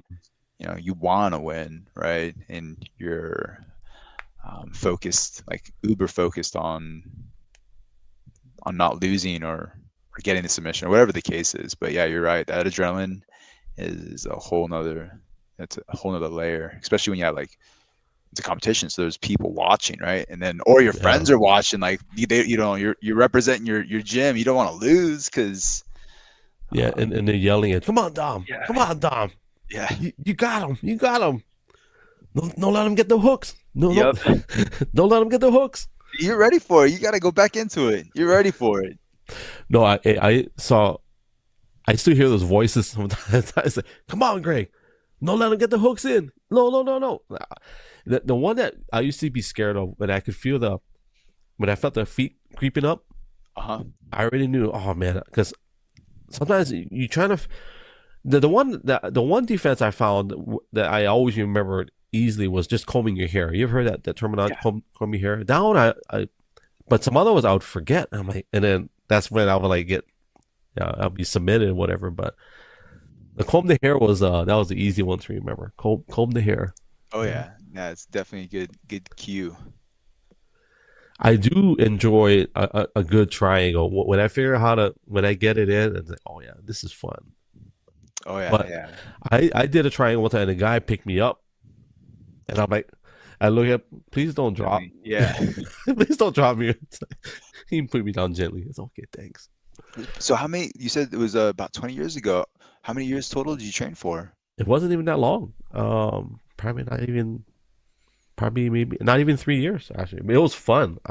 Yeah. The whole reason me doing it was we all worked together. We worked security, yeah. And my friend Dave was at the time he was fighting professionally. He would fight in California and reservations because at the time they were real strict, Yeah. on venues. So he would take any fight he could get, and he would tell us, "Oh yeah, they'll pay me 2,000 to show up, and then 2,000 if I win." So of course we all like, "Wow, that's a lot of money." We're thinking, "Hey, teach us how, Dave. Teach us how." Yeah. So we would go to his. He had a gym at his house, and he was a good teacher. His background is martial arts. He played professional football for a little bit, of course, law enforcement, and that was fun because the thing I didn't like was it's silly, but I didn't like when people didn't have gear and like no shirt. I don't like that. I'm a germaphobe, so bro, put on a shirt, brother. Like I also don't like when guys don't wear cups. Like if you don't wear a cup, brother, go home, go get your cup. I cannot stand that because you know what I'm talking about, right? Yeah. Yeah. Oh yeah. When brother man's in your face, oh whoa, bro, go. What the heck, bro? What the? I don't want to look at that. Oh yeah. Yeah. Oh man, there's a bunch of memes out there when you train jujitsu, everything all of a sudden becomes gay because Yeah, yeah. I know it sounds silly, but those are some of these like, bro, cup, shirt. Um, I didn't like cleaning the mats. I hated that drill. I think Dave did on purpose. He make us clean the mats as part of our drills. And you basically get your hands, and you just you wipe it, but you're on your feet. And so you're kind of like a crab walk, kind of sort of not Oh crab walk, yeah. but you just clean them. And the mats, bro, this mats is huge, bro. We're just on our hands and on our hands and our feet. You kind of go on your knees. It was a silly Bro. drill. So I'm, Yeah. I'm I'm calling you out now, David. But yeah, we clean the mats. It's back and forth. Yeah. Are you gonna train today, or you? What time is it over there? Yeah. Almost 6. Yeah. I'll probably train for a little bit today, a little bit tonight. What do they call those? I believe the exercise was to help with our balance and equilibrium. So there's this one drill we used to do where you're on the mat and you just basically tumble forward. Oh, We would like do it forward rolls? Yeah. forward rolls. Yeah, Forward rolls. Yep. yeah. Yeah, Don't. no, it's very yeah. So we practice that, and even in the army practice that too, because you never know when someone's gonna push you from behind. Right. How are you gonna properly fall? Yeah. I heard you say faith earlier, and I'm gonna connect it out with the. So in our when I trained with David, there was a gym that we used to train with called Jesus is Lord Gym, and out of this gym, I'm not sure if you a beard, what the heck, you ever heard of the Kamaka family in UFC? No. So there's a family called the Kamakas. They came out of the gyms that I train with, and this is actually I think this is their grandkids now. But anyways, we should train at a gym called Jesus is Lord. And I remember my first time training there. We'd all be on a mat, just doing drills. And then there's a side room with a glass window. I could hear there's a bunch of ladies just shouting. I'm tripping out. I'm like, what's going on over here? So I look inside, and it's all the wives, all the spouses. They're praying while their husbands are on the mats. And I thought that was the coolest thing. I've never seen that before where the spouses are actively involved. And part of the reason why they're praying is that this is a Christian group, but part of their mission was that they would go to Japan. Shuto, you ever heard of Shuto? Yeah, shoot out. Yep. So they would do Shuto competitions, or whatever it's called. And it wasn't just about winning tournaments, but it was about investing time into the culture and then witnessing to them. So they would actually bring Bibles and Wow. T-shirts. Yeah, it was powerful. Wow. But um, there's a guy named Ray Cooper. That's his legacy. Ray Cooper was the guy. I'll send you some links. You can watch it. Yeah, yeah. Jesus is Lord Gym. Okay. Yeah, I want to look into it because high school I went to a Lord's Gym. It was out in Sacramento. They had a gym. It was like $5 a month. Back then, that was nothing. That was like super cheap, and everything was awesome. You just had to. I don't think there was any stipulations, honestly. And I remember my buddy's like, "Yo, you want to come out to this gym?" I was like, "Sure," but it was a kind of a drive for me, so that's why I didn't go to it too often. But yeah, you couldn't beat $5 a month for a gym membership, but it was just your typical like bodybuilding gym. But this sounds cool. Like, The guy Ray Cooper, he was a different type of fighter. Just he had heavy hands. Like wow, his hands was heavy. Not big guy. I think he was like 5'8". I think he fought at like one. I want to say 155. Maybe I can't remember. He wasn't that big, but he had heavy hands. But I went to one of his fights where it was Hawaii versus Japan, and he knocked this guy out. Like just boom, knocked him out, and he knocked him out. And I've never seen this before in MMA ever, and I don't know if it's ever been done before. I think maybe Mike Tyson. Actually, I take it back. I've seen Mike Tyson embrace people, but Ray Cooper, he knocked the guy was like he was gone. He starts to fall back, and Ray Cooper runs up, grabs him, oh, and keeps him from hitting the mat. Puts him down, and then of course everybody's erupting into the ring, and I saw them. Okay, this is what they're about, right? They're about creating cultivating good fighters, but also doing it in a way where it's you're not honor. gonna honor. Yeah, that's the word. Yeah, I thought that was cool. I've never seen it. Usually, everybody, you knock the guy, you're celebrating. You're running around the ring, and then.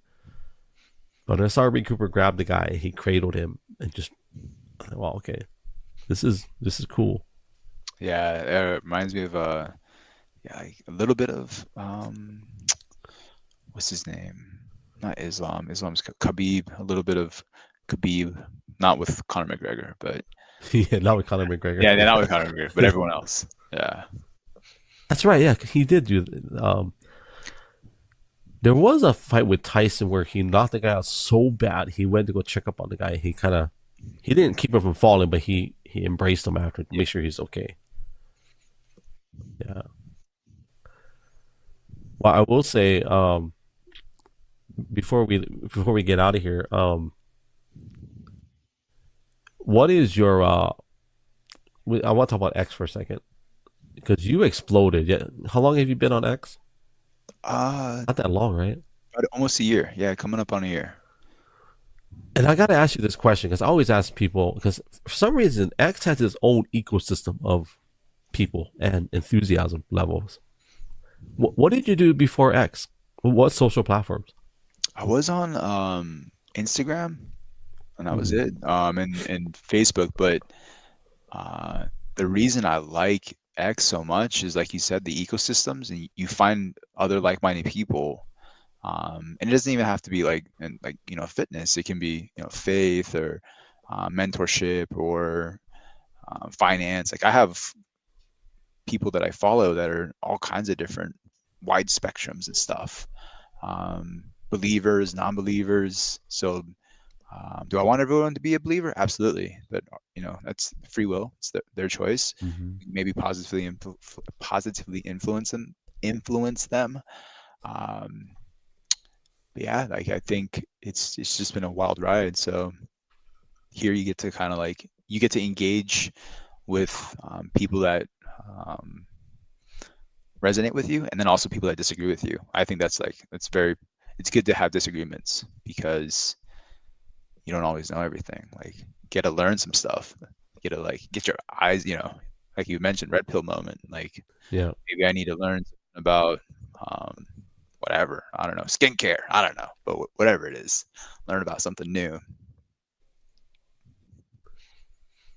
Well, in the area of faith, and we didn't talk about this, but so what faith are you subscribed to? Christianity? Yeah, Okay. It's hard to get away from that when you're in the East Coast on that side. And that's the Bible Belt, right? it South is. Carolina.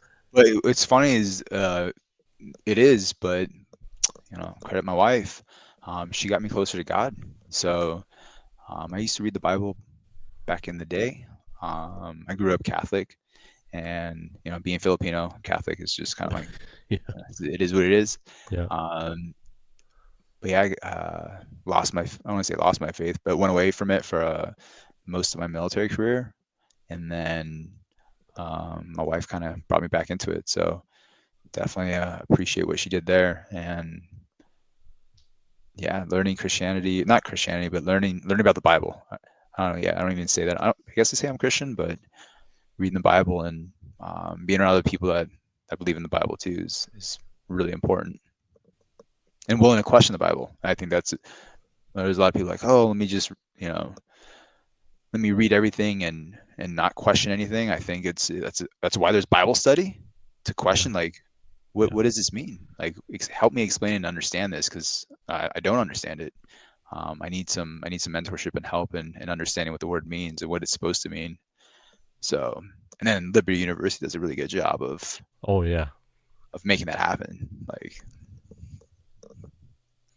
Actually, one of my certifications is from Liberty. I have in counseling. So one of my counseling I did a 2019. I did a course to get, because one of the things I did in 2019, we opened a drug rehab. So one of my things was counseling. So I had to make sure I have some credentials. So yeah, thank God for Liberty University. They're really good, and it was of course all done remotely. So yeah, do you think it's hard to be a quote unquote Christian and be in the military? yes, yeah, they definitely, especially in your younger years, there's all kinds of temptation, Yeah. and it's easy to fall to the sin, like way too easy. I know I did. Yeah, so it's easy, and even though there's like there's chaplains out there, there's religious services and whatnot. Um, if you're not grounded in faith before joining the military, it's kind of hard while you're in the military, because you depending on what your job is, you have a duty to perform 7 days a week. Or if you're deployed, the only time you see a chaplain is like when bad things happen. So yeah, I think it's definitely hard in the military. So the guys that there are a lot of good leaders out there, or even guys who aren't leaders, but that are Christians. They actually get made fun of. Like, I'll never forget. I used to make fun of Christians. Kind of like the Pharisees did, right? Calling them Yeah. names and not being good. I'm not proud of that, but um, yeah, it's something that really happens. A lot of people don't probably talk about it, but um, being a goody two shoes was not cool back in the day. Yeah. Right now, when you get Yeah. older, being a goody two shoes is like it's good. It's good. I will say that I think in military or not military, one of the biggest struggles of being a believer, quote unquote Christian, is when he's not in the room. I think a lot of times as believers, this is one of the things with our leadership, that if we have any type of Bible study, or is to never take God out of the room. Don't ever speak as if he's not in the room. To Yeah, always look at him like as if he's there. Because the minute we take him out of the room, of course, everything comes with that. that's a That's really good point. Yeah, that's a good it's, one. it's so tough to be a believer if God's not in the room. But the lust of the flesh, you can't have God in the room if you want to have lust of the flesh. So if God's in the room, you can't partake in your lustful activities. So let Yep. me go put God on the shelf for a minute while I go Yep. satisfy myself in my lustful desires, or whatever. It could be, don't have to be lustful, but and I think that's where the struggle lies, right? When he's not in a room, because if he's not in a room with you, man, we just fall prey to all kinds of stuff, right? And I think one of the reason why I asked that question is I think you talked about Bible study. You know who Wesley Huff is? I'm guessing. Not it doesn't ring a Uh, bell too much. Great conversation with him and Billy Carson. Billy Carson was basically the like anti-Christian. You got Wesley, who's a Christian. Great podcast. I'll share the link with you. But one of the powerful things they talked about was understanding text as it was written, when it was written, and what it was for.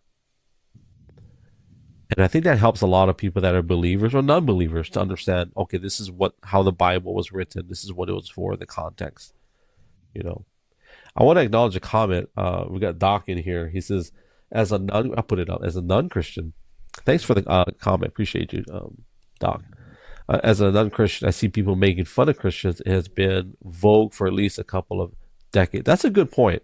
A couple of decades. It's coming from a scriptural standpoint. It's something that it's been prophesied for thousands of years, where the body of Christ would be mocked. It doesn't affect me. It is interesting though that there are certain groups of people that you cannot make fun of, right? But when it comes to Christians, it's fine. And I think I believe Jewish people are the only ones that get a specific category. Like if you don't like Jewish people, they have you consider that anti-Semite, which is very. I find that interesting.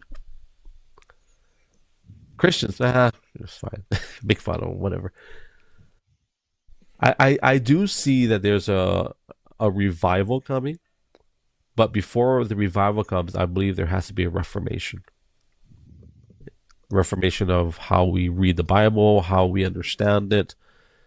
But the most important part, I think, Dom, is the relationship, right? If there's no relationship with an almighty God who loves us, who gave his son to die for us, gave us access to the Holy Spirit to walk us through these tough chapters, without that legitimate relationship, then it's all religion, right? It's just all a bunch of religious practices. But there has to be a relationship, a legit relationship. I believe that.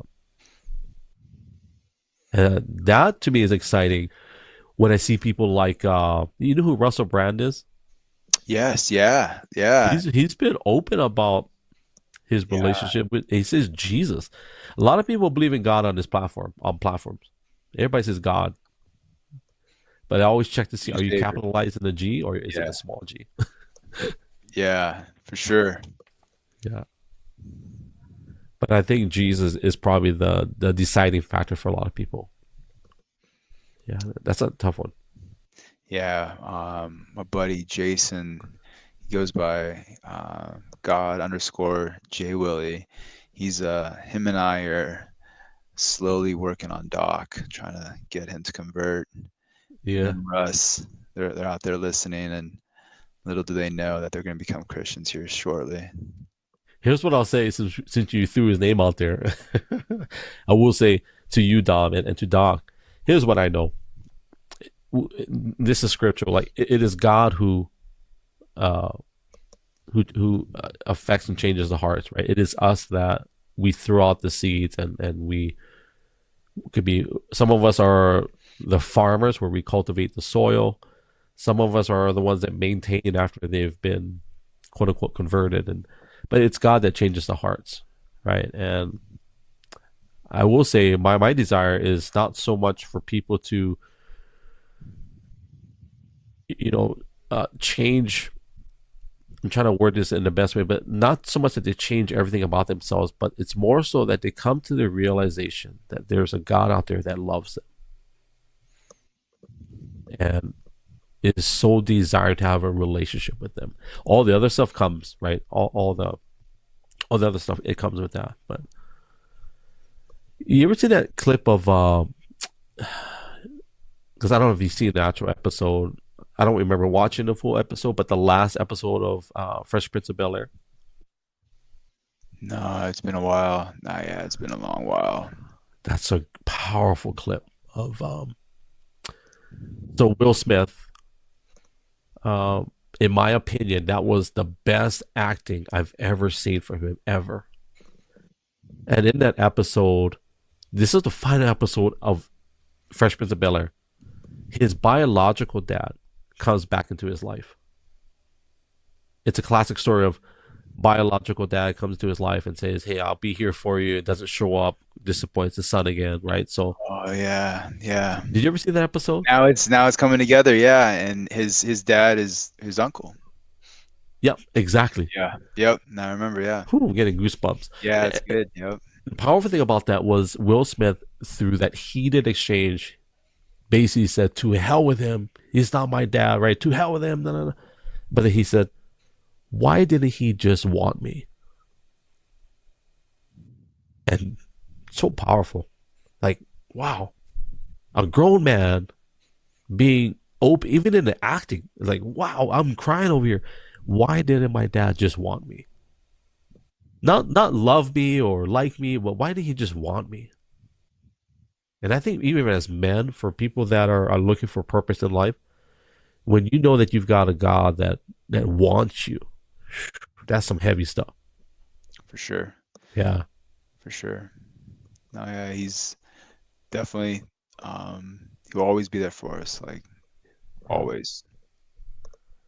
That's why I applaud you for moving to the great state of Kentucky, right? Oh yeah, yeah, for To be sure. to be there for your kids, and that's legit. How many kids you got? Two. My Okay. son's 18 and my daughter is 15. Wow. Okay. Good mix. Yeah. Did they look like you or the mom? The, both. My daughter sort of looks like me. Sort of looks like me.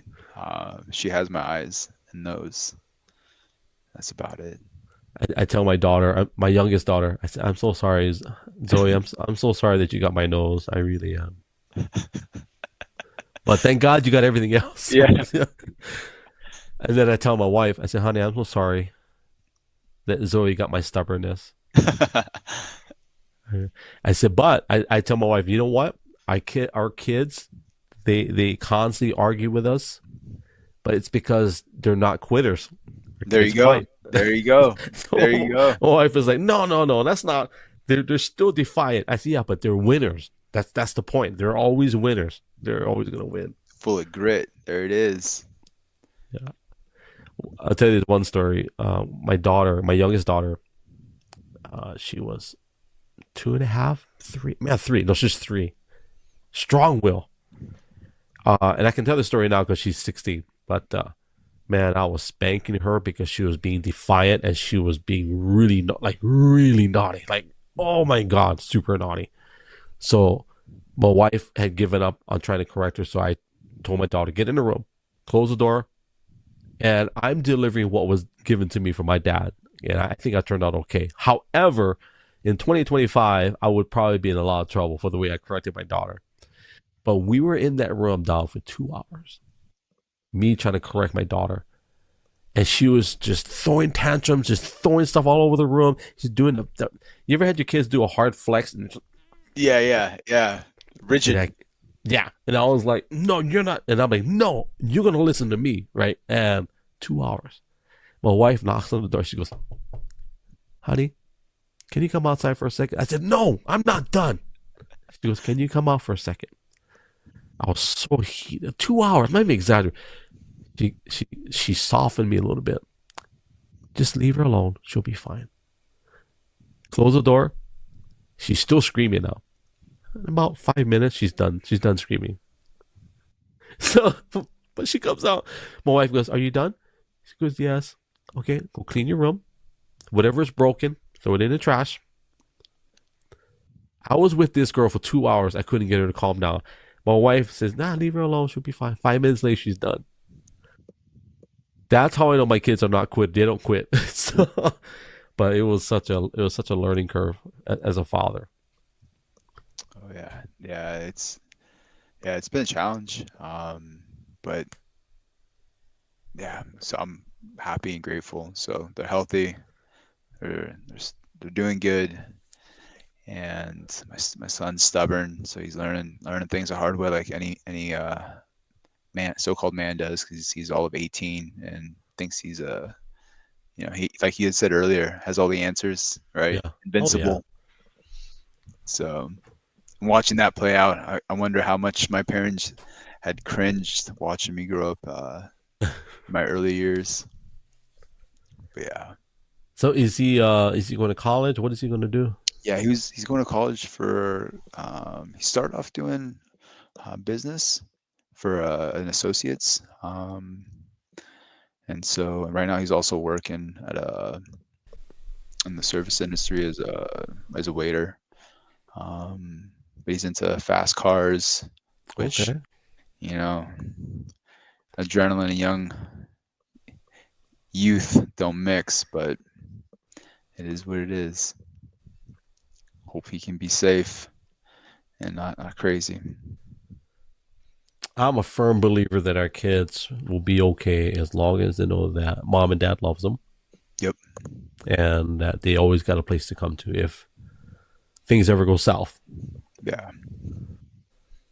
But I think that one of the things I tell my kids all the time is, I tell them I'm gonna tell you right now, I am not the perfect dad, but I'm all the dad you've got, and I love you. And I tell them I'm gonna make some mistakes, so don't hold it against me if I make mistakes. Yep. I always tell them, Waking up the grandkids. yeah, yeah. And I always tell my wife, I said, when we get grandkids, I'm gonna give them all chocolate and soda. I'm gonna just like pollute them with all this sugar, so my kids gotta do it. But that's a joke. But as long as our kids know that the parents will be there, you know. Absolutely. Yeah. One of the things, like, there's a different love languages or whatever, and mine Yeah, is like hugging my kids. Like I love hugging my kids and hugging my wife and my son, my son and my daughter. They're not into that because they're teenagers, and my son's an adult, and I force them. Like I don't care if you don't want the hug. I'm still getting mine. I'm showing you guys I love you guys. So so you're the physical touch guy. uh, You know what's funny is that mine was words of affirmation.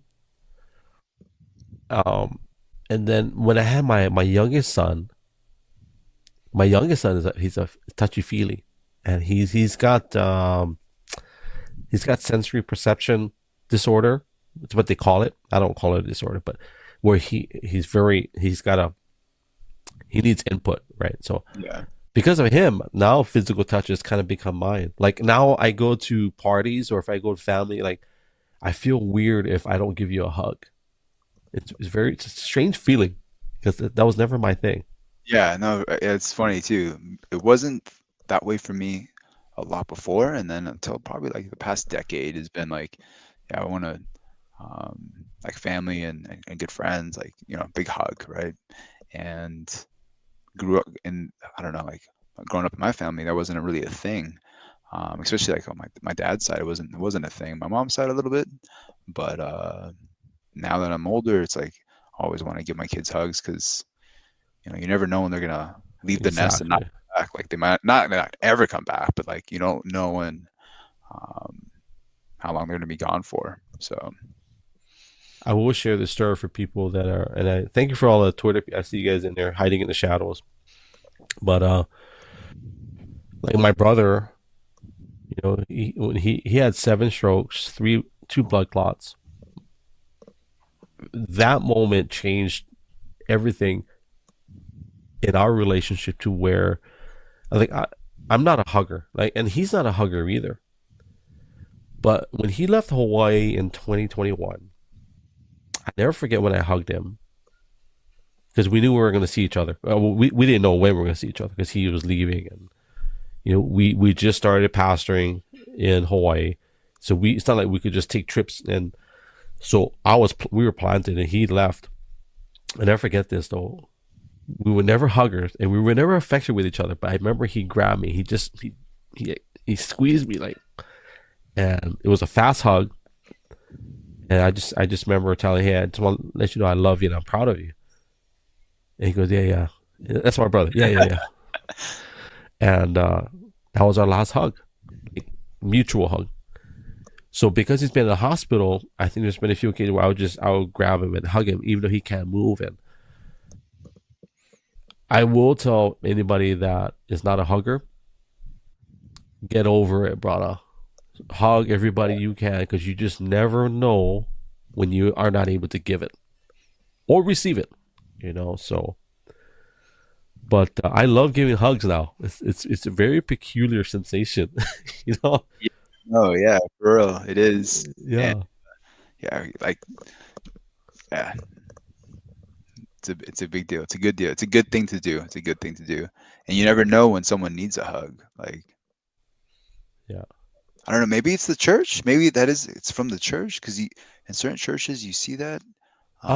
Maybe for you guys in the lower 48. Funny we say lower 48, but like Hawaii, it's culture.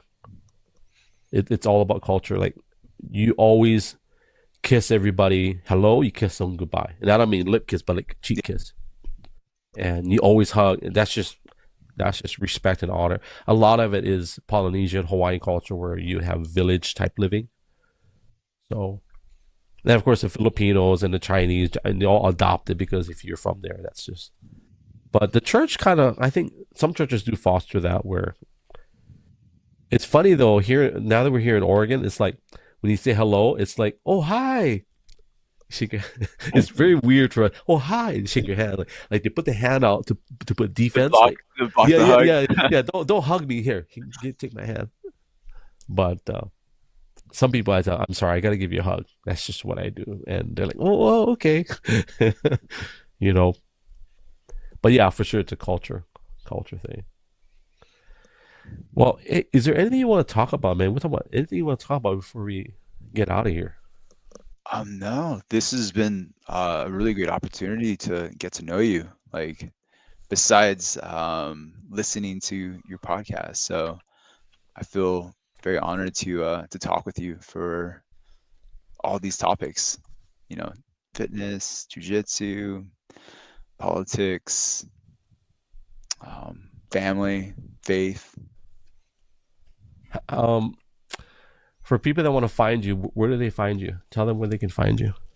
I am mostly on X, Dom underscore double underscore Schroeder. I'm a little bit on Instagram. Don't really post too much there.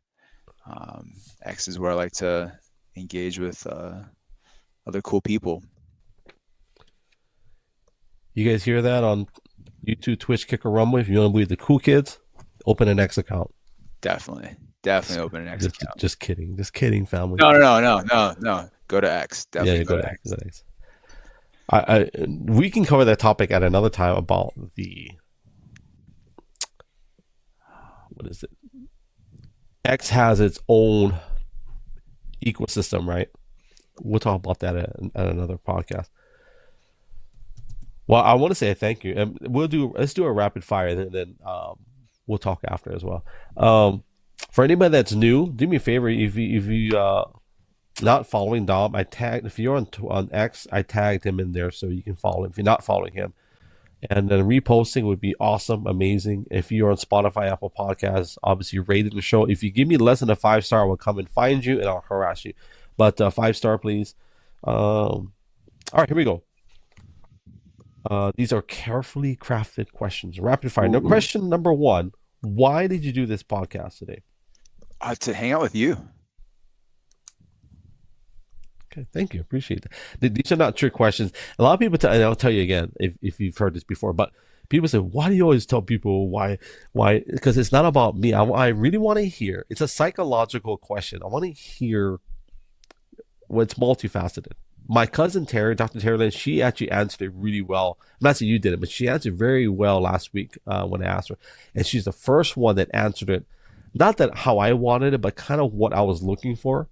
And she answered it. I'll share that with you as well. You can watch it, but okay. But thank you for that. I appreciate it. Question number 2. This is a recycled question.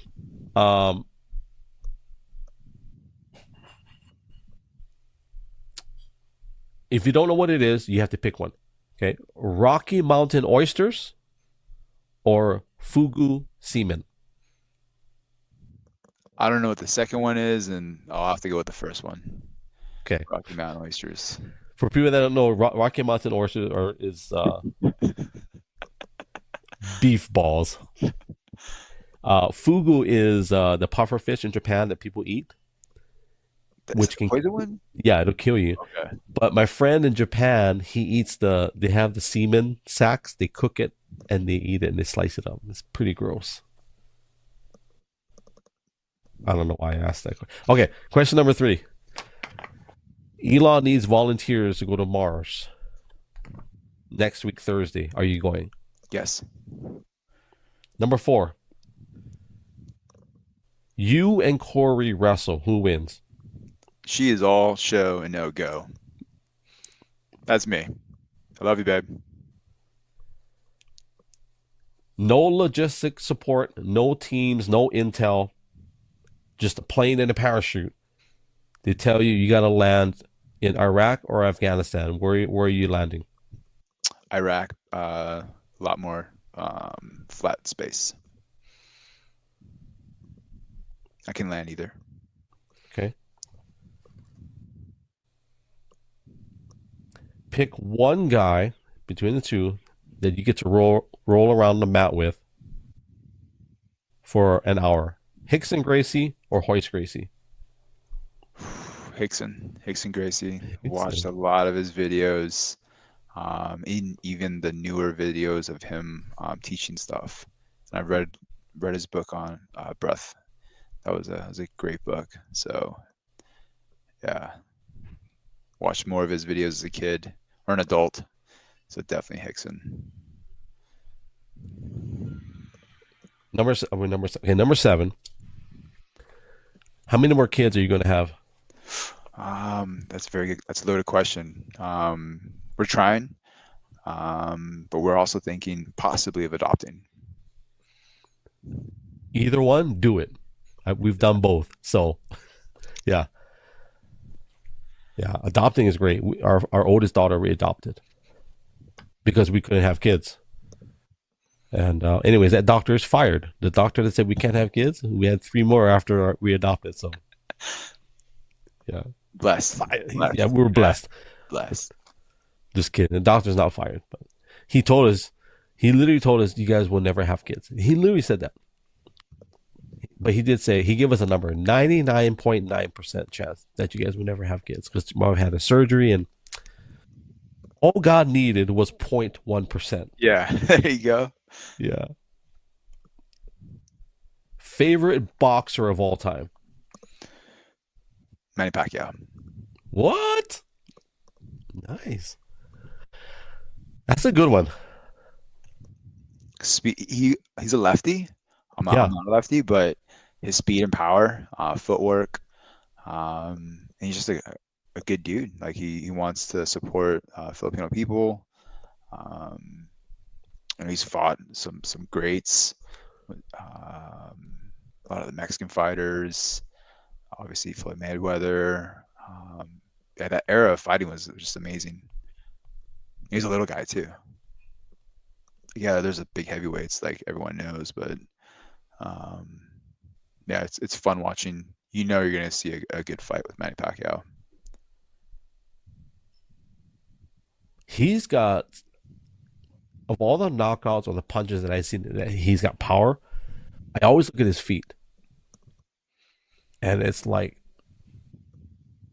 I don't know what it is. Like, it's almost like when he punches people, his feet are like drilled into the ground.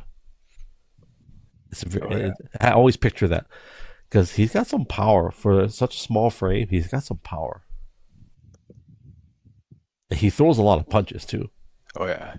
Would you consider him a volume? You ever heard that terminology, volume puncher? Volume striker. I don't know. Probably not, right? Yeah, I don't know. So I'm not really that big into boxing, but I know some basic stuff. But yeah, I don't know. Like, I probably wouldn't consider him that because I think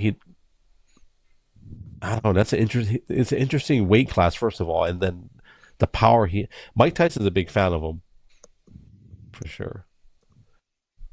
If Mike Tyson was that small in that weight class, I'm sure that's maybe similar to how Tyson would. No, maybe not. I'm not an expert, so okay. Number 9. And here's a disclaimer for these questions. If you feel that it's not a good idea to answer, you can always say, okay, let's go to the next question. Okay, question number 9. If you could go back in the past at any given moment as an anonymous person, so whoever it is that you're going to visit, they don't know that it's you, but these people are going to be your kids. What would you say to your kids as an anonymous person at any given moment in the past? What would you tell them?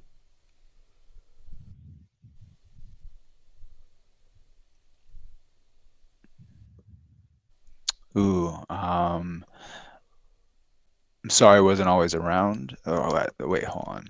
That's a good one. They don't, as an anonymous person.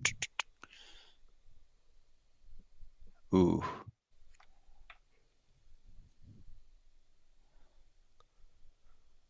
Your family loves you. As an anonymous person, yeah, as an anonymous person, your family loves you.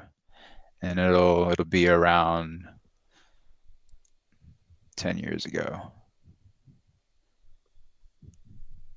No. 7 years ago. Yeah. I told my wife I would go back to 1998.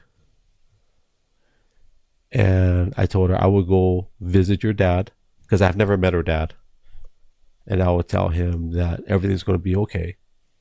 Your daughter's wedding is going to be beautiful, even though you can't be there. That's what I would tell him. I think I love this question because it makes me go back and like, not to where I would change things, but be more of a reassurance to people. Yeah. Yeah. That's a good question to ask somebody. Wow. Question number 10. We are officially Pauhana, in Hawaii. Question number 10 is, what is your desire for the next generation? My desire for the next generation is to not seek out pleasure and to do hard things. To be willing to put in the work.